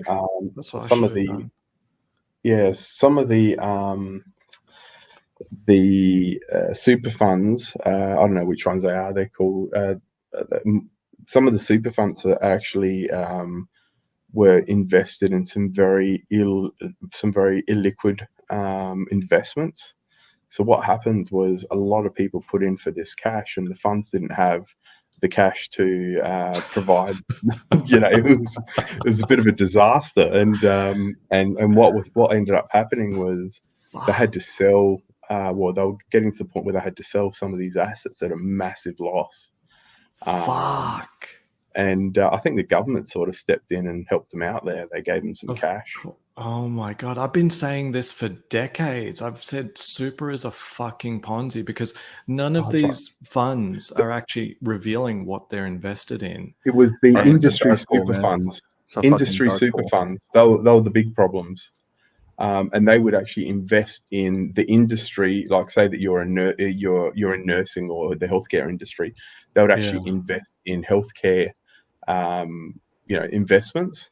And obviously, some of them, some of them is just like, they've got their own assets, or maybe real estate. Asset manager's renovation on his third mansion. That's the asset.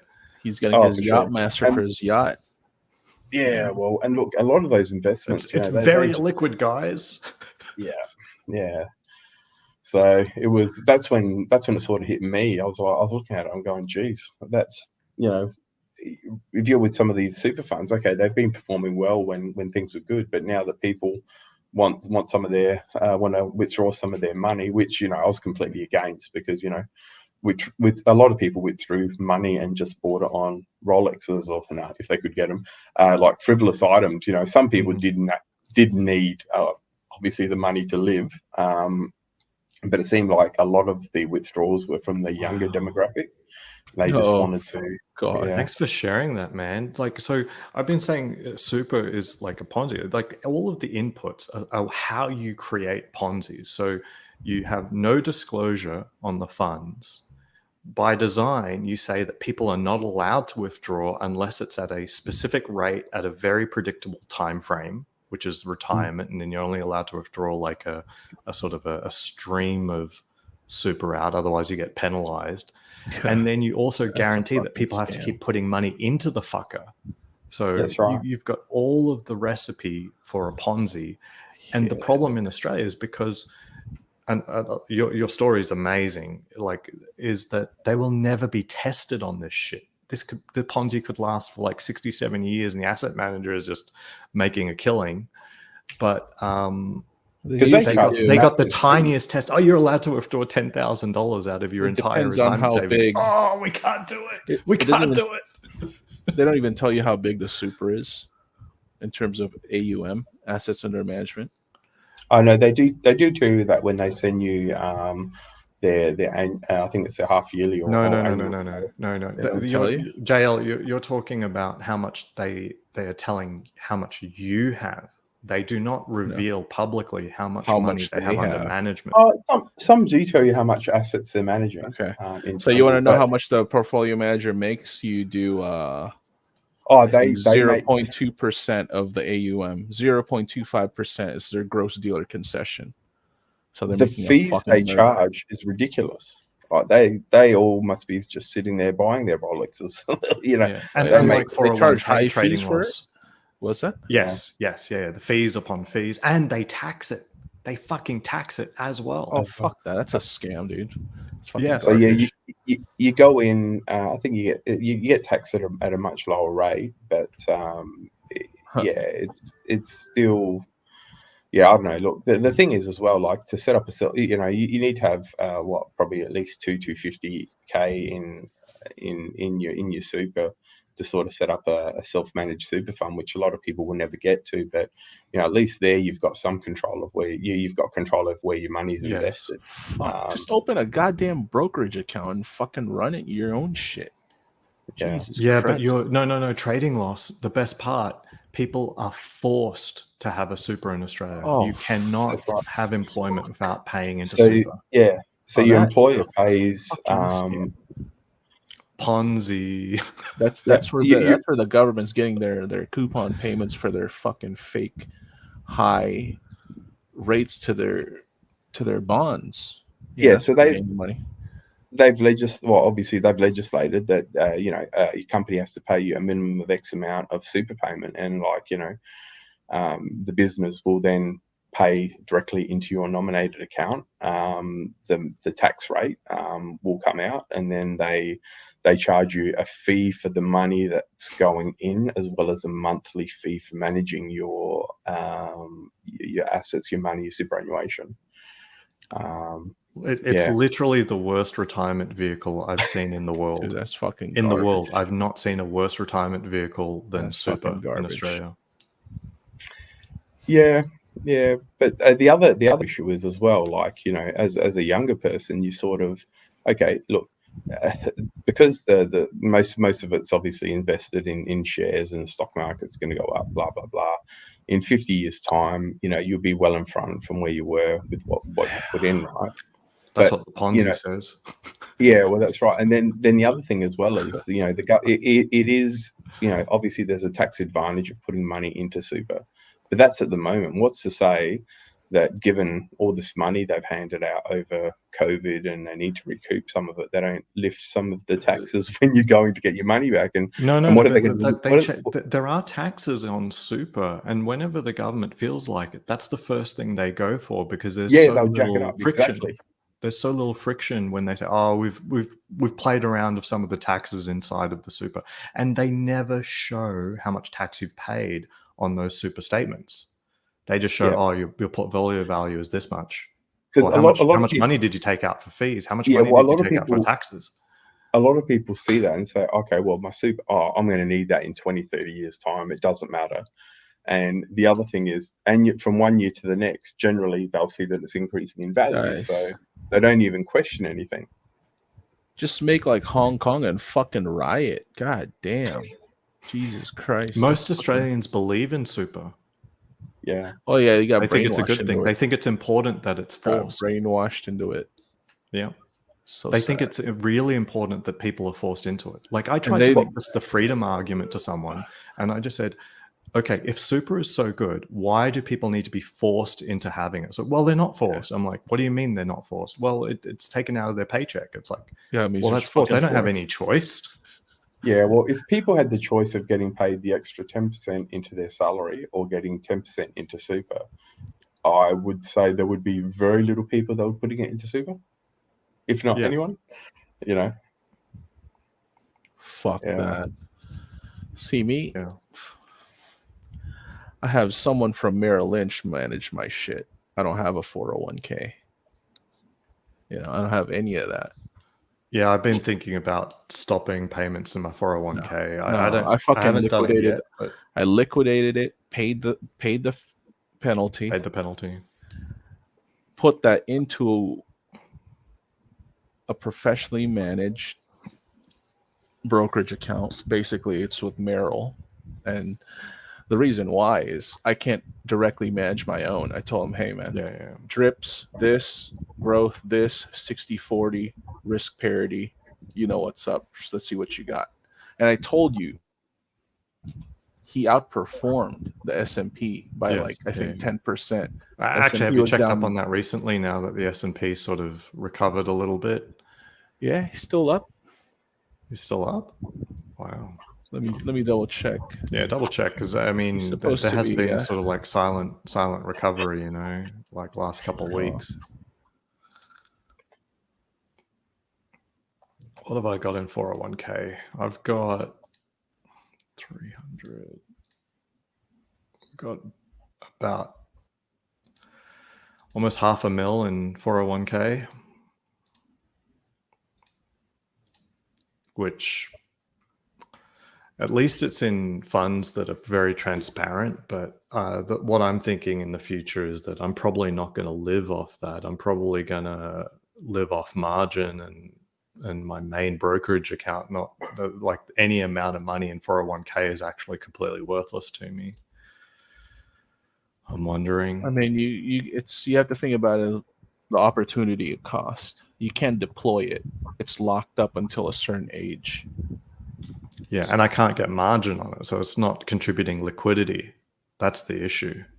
Like I'm what I've learned more than anything over the last 6 months with respect to watches and the watch market and other tangible assets and the types of investment accounts that I have is I wasn't valuing liquidity enough. And if I look at liquidity value of 401k, it's basically horseshit. It's worse than watches. Yeah, for the holding period, what he's calculating, S&P total return as of right now is negative 8.91%, and then the portfolio he's managing for me is down negative 3.34%. Oh, so wow. He's beating it by about like 500 something basis points. I think the gap has increased.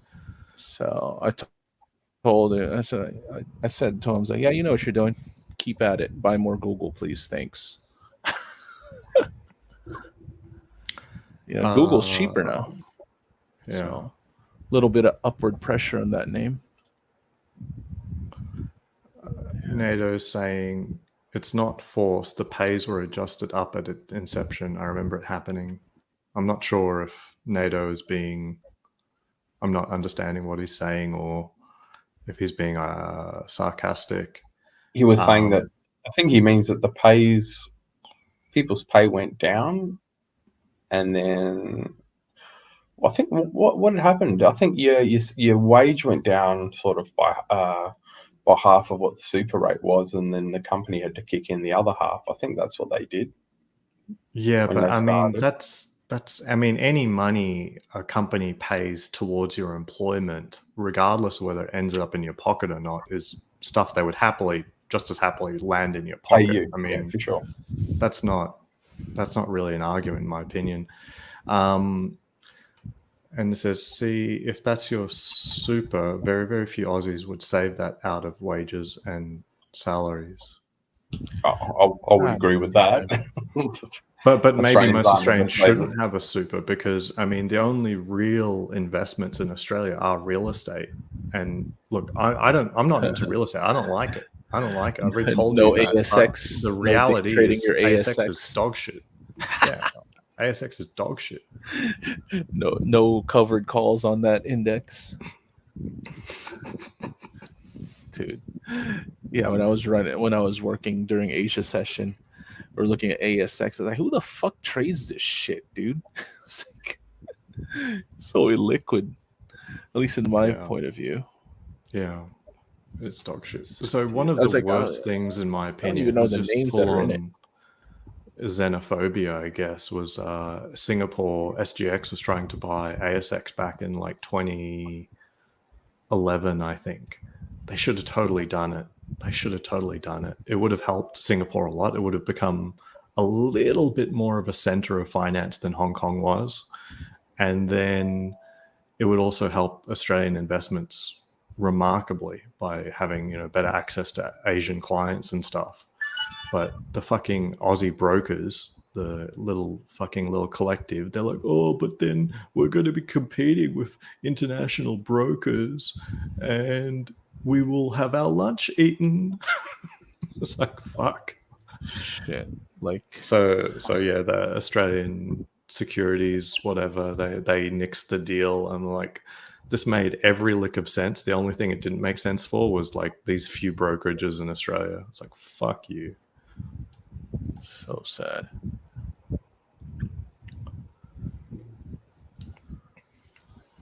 Well, be right back. I gotta fix something.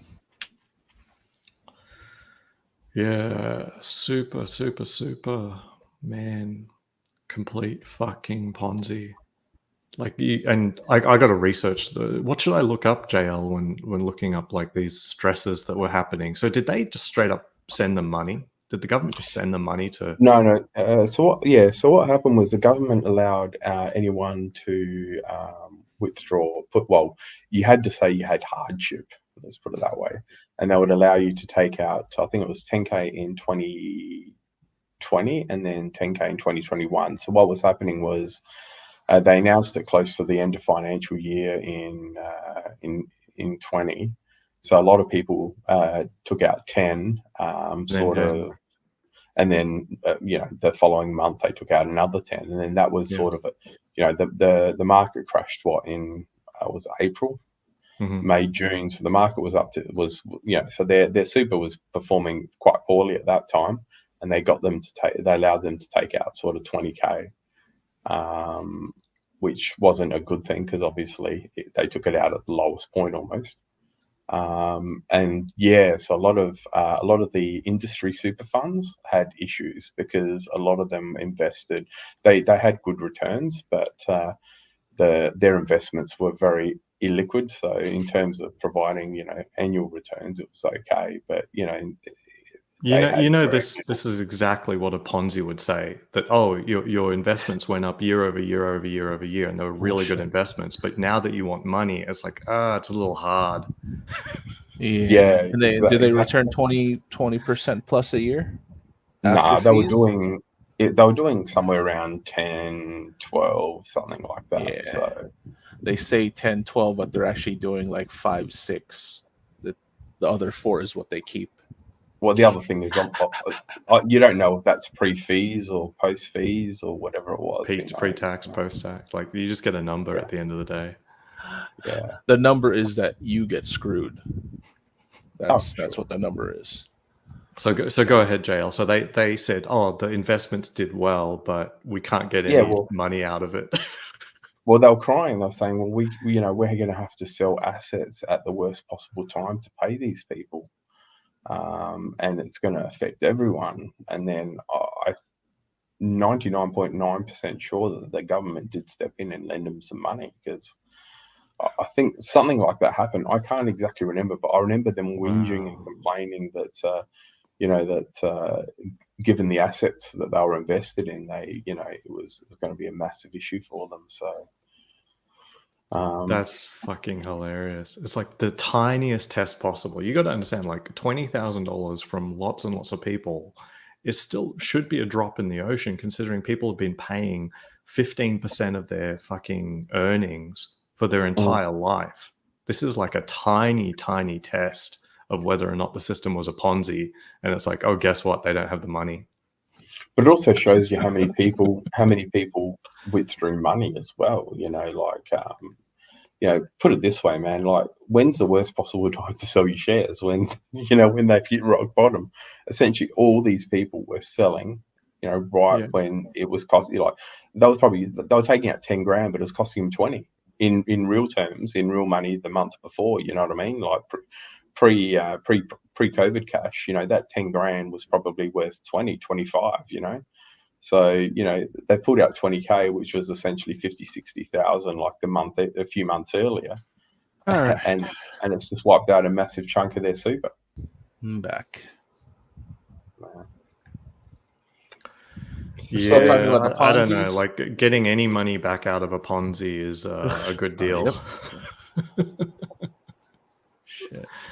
But I mean, if the government paid for it, the people paid for it themselves. Yeah, well, that's they just forced their own government to pay with their own taxpayer money to lend more money into the Ponzi that they were trying to exit from. This is the problem with a lot of Western nations that try to model themselves after the United States. It's a derivative of an underlying. Okay, so the underlying is the U.S. And when you derive something from something, it's never usually as great. As you can see, like, there's a lot of errors, a lot of, god damn, dude, like, it's very opaque. trading loss. I got to ask you a question. Yes. I had some shares in a company that was dual listed on the ASX and the London Sure. Stock Exchange. Then they delisted on the ASX, Sure. and they gave me the option of doing nothing and getting a paper certificate. Get the fucking money.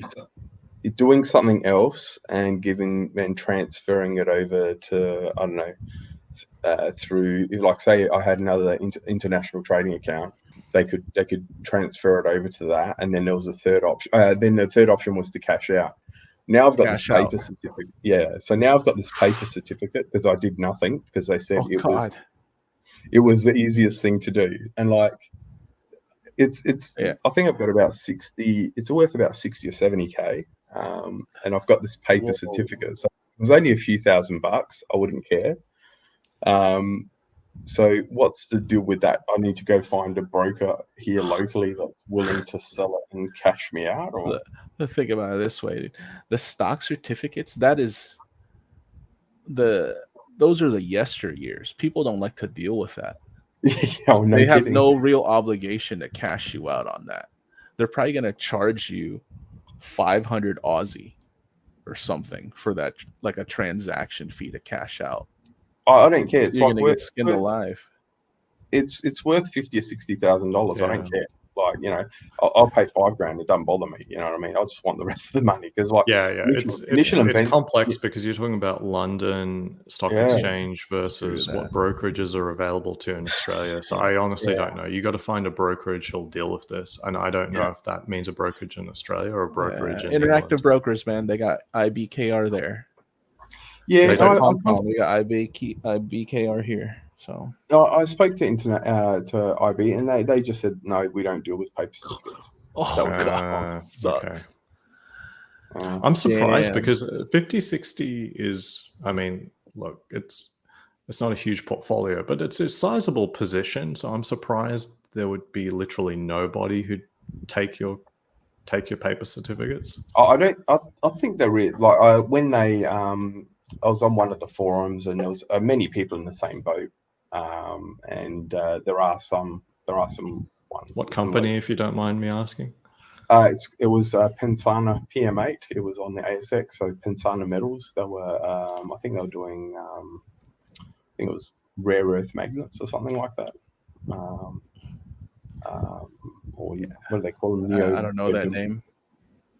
I think they're listed as PLC, I think, or PM. Oh, what are they? Let's have a look. Stock exchange isn't a bad exchange for that type of business. Yeah. And they're what, in London? Yeah, let me have a look. You're going to have to spell that, because I'm finding PRE on London. Let me check that in the Bloomberg. Fuck, what the hell? Hold on. It's sort of going backwards big time. It's probably nowhere near worth that much anymore. It's trading, PRE. What PR? It's PLC. PRE, sorry. Yes. PRE. Oh, they haven't been listed long. Pensana. Well, let's do some deep dive. 65 pounds. What the hell? No. In England, the quotes are... Yeah, they're not pounds. That's pence, I think. Pence. 64 cents. Oh, shoot. 65 pence.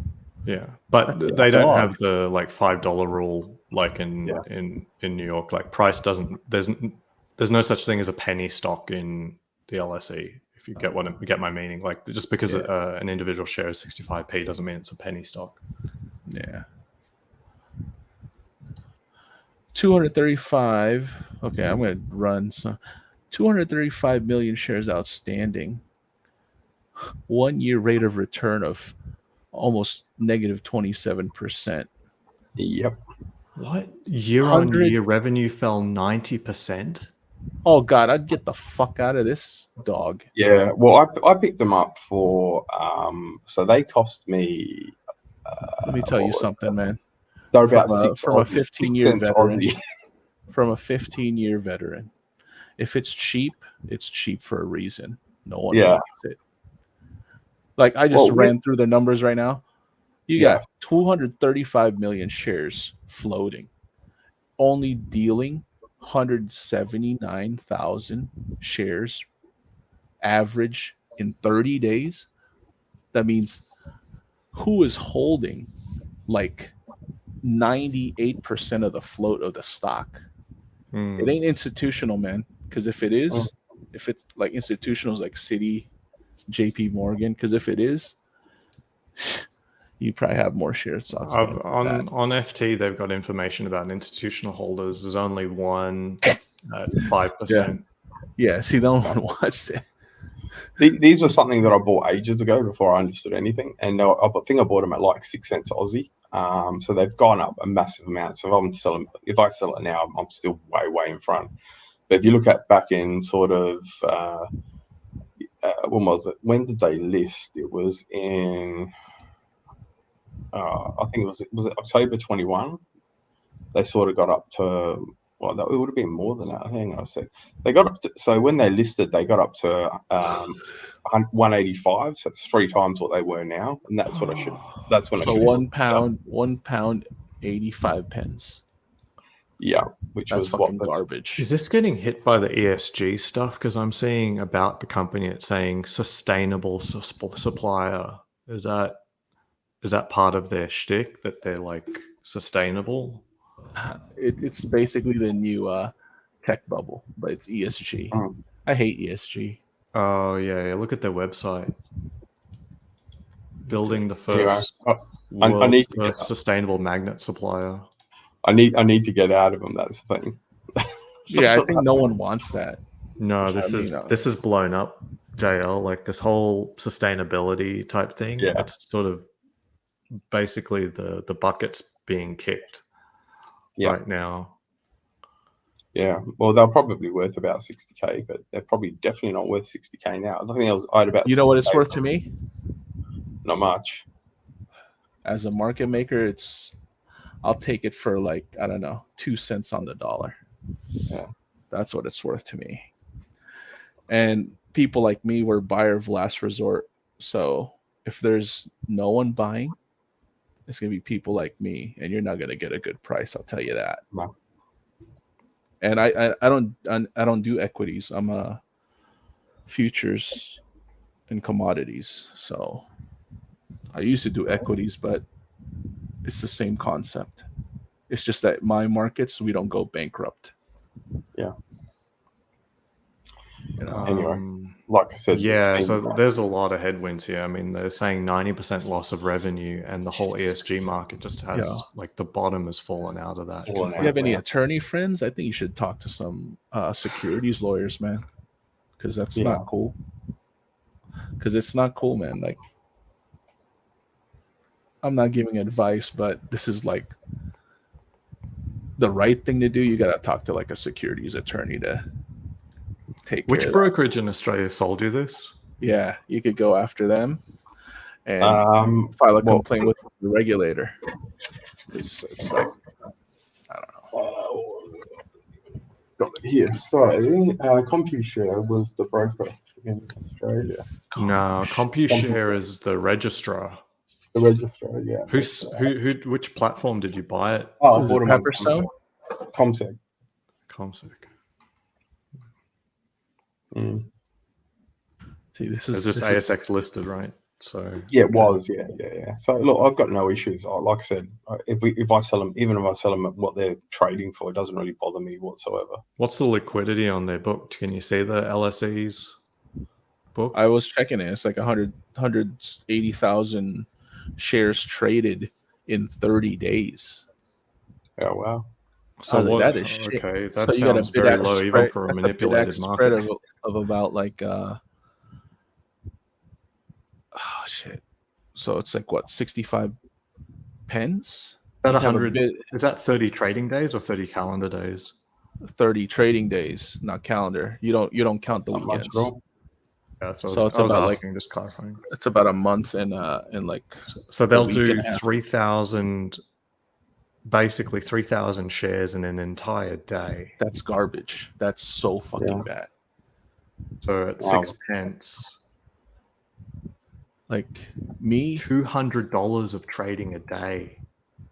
dude. Let me give you an example. Is that real? Are you sure? That's not right, man. That's not I right. don't That's think some so. illiquid. That's some illiquid ass shit. That's all I gotta say. Really, that's a Ponzi right there, man. So the problem, JL, is like there actually isn't any There's order no of buyers. value, No meaning buyers. if you wanted to sell it, there's no one to sell to. Like even me, I wouldn't touch it because I'll be trapped. And what happens to me is like my boss will be like, "Why'd you buy that? You know we can't get out. We're gonna write it off, and you know who's gonna pay? Your fucking bonus. That's who's gonna pay." You fucking idiot. Yeah, That's what's gonna happen to me. Oh, well. Average Yeah. volume. Yeah, if you go on Bloomberg, I just want to double check. 200 is just a completely ridiculously low number. so if what you could calculate the market cap right now. Where is it? Pen. Well, more than market cap. If the market cap was like good, it doesn't matter if they're only That's trading like a $200 micro a cap. day. Now, if your market cap was good, you'd be trading like high volumes, like 100,000 to 1 million plus a day. Okay, like because what people don't understand in the market their making volume- specialists. Volume yesterday was what, 54,000. Average volume's about 200k. So yeah, Something don't It's add up pretty to poor. me. It's pretty shite. 54,000. So 54,000 multiplied by so it's about 30k. 64p. Okay, it's a bit better than I thought, but I still don't like it, man. so it's No, 35,000. I got to go see someone about it anyway. Like I said, Yeah. you know, it's cost me next to nothing. I'd say like if total volume was 35,000 and you got to expect that maybe the market makers wash traded about how much of that trading They was? probably trade half of it or more than half the float. But if volume of trades for the day is 35,000. They probably traded it. They probably traded more than half, 50 to 60% of the volume. Yeah, it's because it's going to be the market maker and whoever the retail participant is, or whatever the small broker, and it's going to be all fragmented shares. It's going to be like all over the place because they know those small notional values. Like no one's trading 100 shares because it's a game. That's not a serious stock, not a serious name. No. So as a market maker, if it was me making the market, I'd never get. You guys would lose your fucking asses on that thing getting out because I gotta make money. It's called the spread, So I bought 100,000 at 6 cents. So it cost me $6,000 Australian. So what? Let's say, give me an example. What price you bought it at? I paid 6 cents Australian and I bought 100,000. So it cost me $6,000 Australian. But did they do a reverse split? Yeah. How would that convert to GBP? What did they do? They did a consolidation. They did a 10-to-1 consolidation. Okay.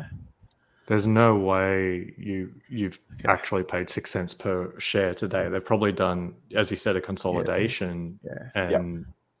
Like 10 to 1 or 1 to 10 or something. Yeah, it was at least 10 to 1. Yeah, it was 10 to 1. So what's gonna happen? So you're 60 cents in, basically, for each share at least. Okay. Yeah. So you know what I would buy it off you? I'm still I don't know, about what, 30-40% in front anyway. So I just want to sell it, even if I get my money back. I don't really care. Just because of the Australian dollar conversion, is that what you're saying? So if you're 60 cents Australian to GBP. Actually, no, it didn't cost me. It must have cost me. No. It cost me 3 cents a share, not 6 cents a share. Okay. So I gotta have a look. It's been a long time. I've had them for about 5 years. Okay. Yeah.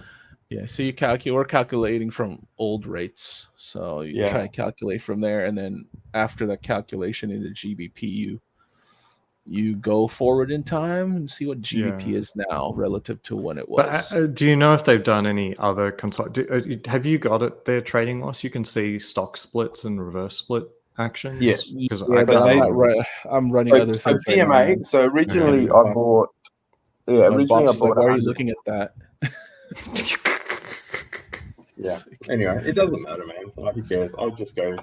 I've got the name of a broker over here. I'm just going to go give them Oh a pat. fuck! See what they give me. Yeah, you might find that they may have already done another round of consolidations in which you may be far behind. But just looking at here, yeah, okay, it sounds like you're ahead by maybe 3x or something like that still, even if you did get one of these horseshit rates. But I'm looking, if you look at the volume, like they're not trading in this like more than like there's like hours at a time when there isn't a trade. See, the problem is you have like what 100,000 shares or something. So that's like a massive block trade, right? Yeah.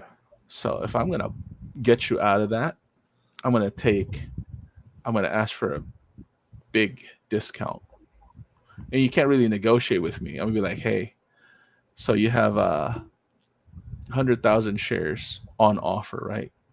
So I'm gonna put a bid 100,000 to take you out, but at like 10 pence. Yeah, we'll see what they do. Who cares? Yeah, like I said, I'm not crying over it. I don't really care. Yeah. It's been sitting on my table for about a year. Well, when did they start? It's been way more than a year that it's just been sitting here. Yeah, and then from that, what happens when I get it for 10 pence? I break it up to like 1,000 shares each, and I'm going to sell it at 60 pence. Yeah, that's the market. On the open market, you're going to have to like. I really have to cut it out like every like $100 a day. Like that's how you'd have to exit it for a long time. What's going to happen to me is I'm going to have to cut it up to like maybe 100,000 shares. It's pretty illiquid, so I'll cut it down to like 5 shares per trade. But yeah, so I have 5 shares on offer at 60. Bid ask 60, 65. Boom, sold. I got another one. A lot of trades. It's gonna take a long time, but I'm gonna get out. Obviously, them recommending that we don't do nothing. I should have just ticked number 3 and got paid out at the time. Dude, you should. Who told you that? You should. It was one of my mates, man. It was like 5 or 6 years ago before I knew what I was doing.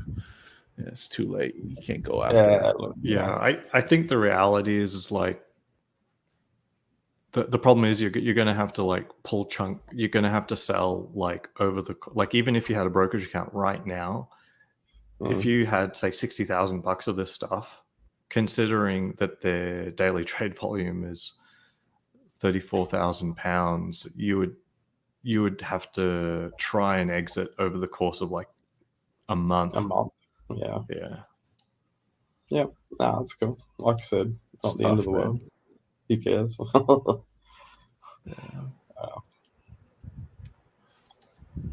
Yeah, like for me, everyone looks like Blondee's woken up, and Dis woke up and then went back to sleep.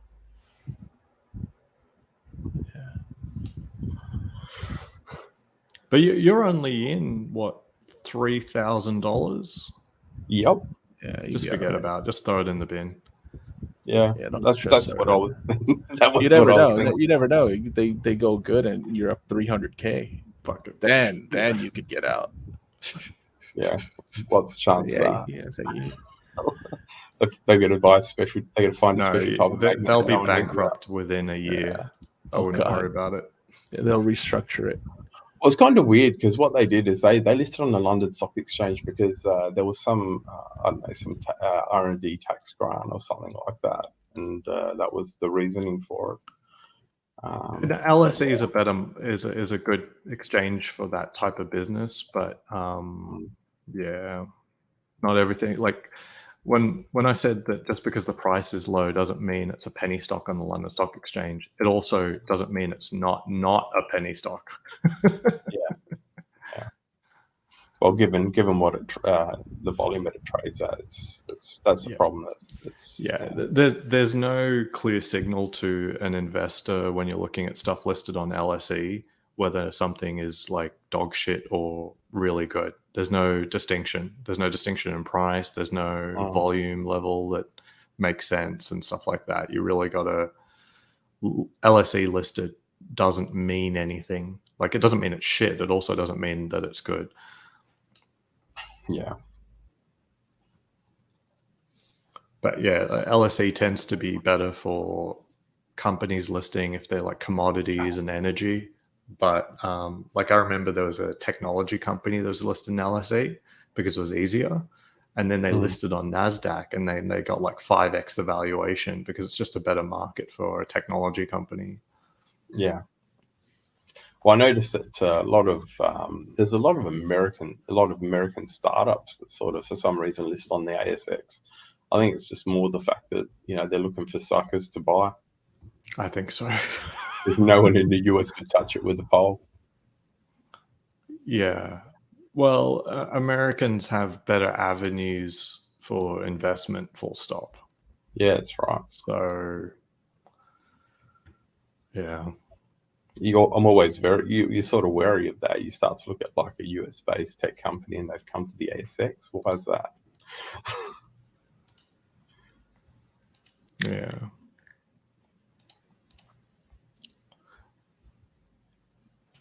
Right. Got my junior to do his little pairs trade on gold and crude oil.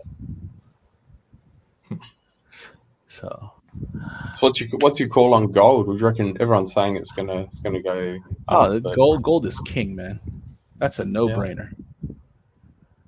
So yeah, there's also people are saying that there's a lot of paper gold, and that's the reason why. Oh, paper gold's fucking garbage, dude. So GLD, you have no rights to physical gold. You want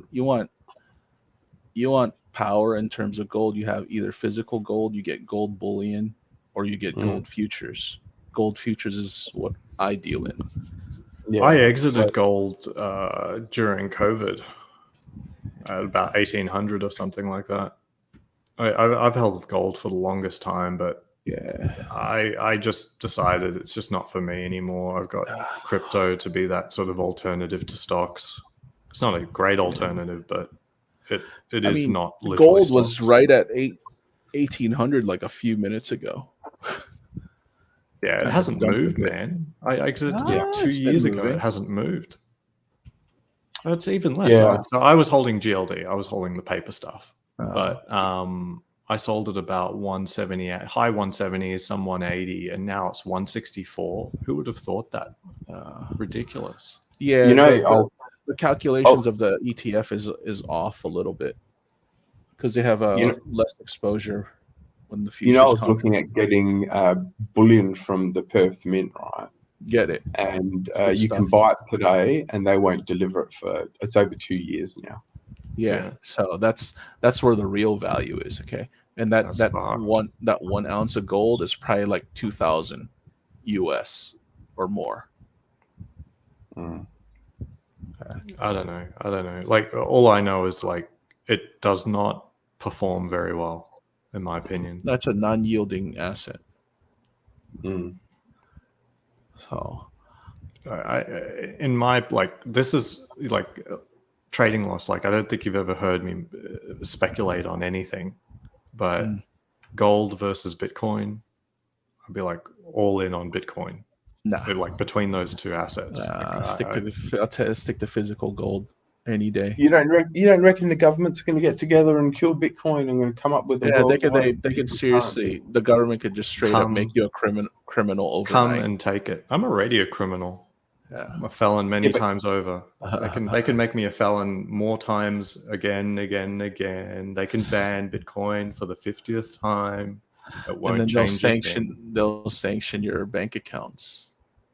Go ahead. Make my day. Come and take it. try. I just think time comes. I just think that it's worth the controller's worth way too much for them, and they're gonna obviously come up with their own version of it. Do it. I don't think it's going to affect my hard wallet. Yeah, well, the problem is you sort of have limitations on where you can spend it. That's the problem.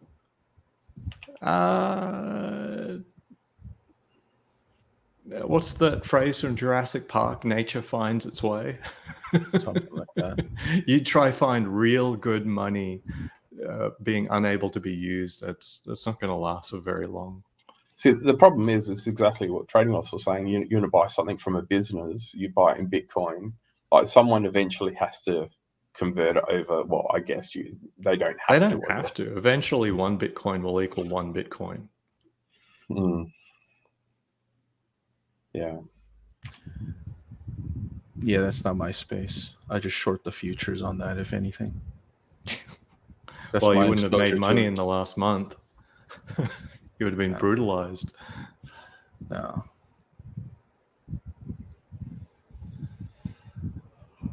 Yeah. I have no exposure on that.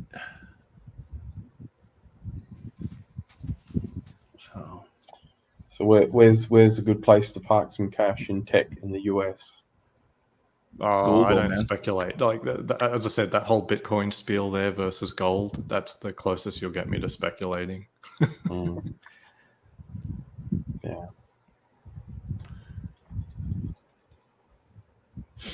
Yeah.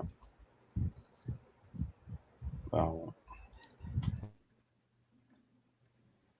I'll talk. Like, I think Facebook and the whole meta thing, I would not bet on that. I love VR. I've got every single VR device, and I would even consider working. All right, for gents, them to pre-market work on VR, open. but I'll talk to you guys next time.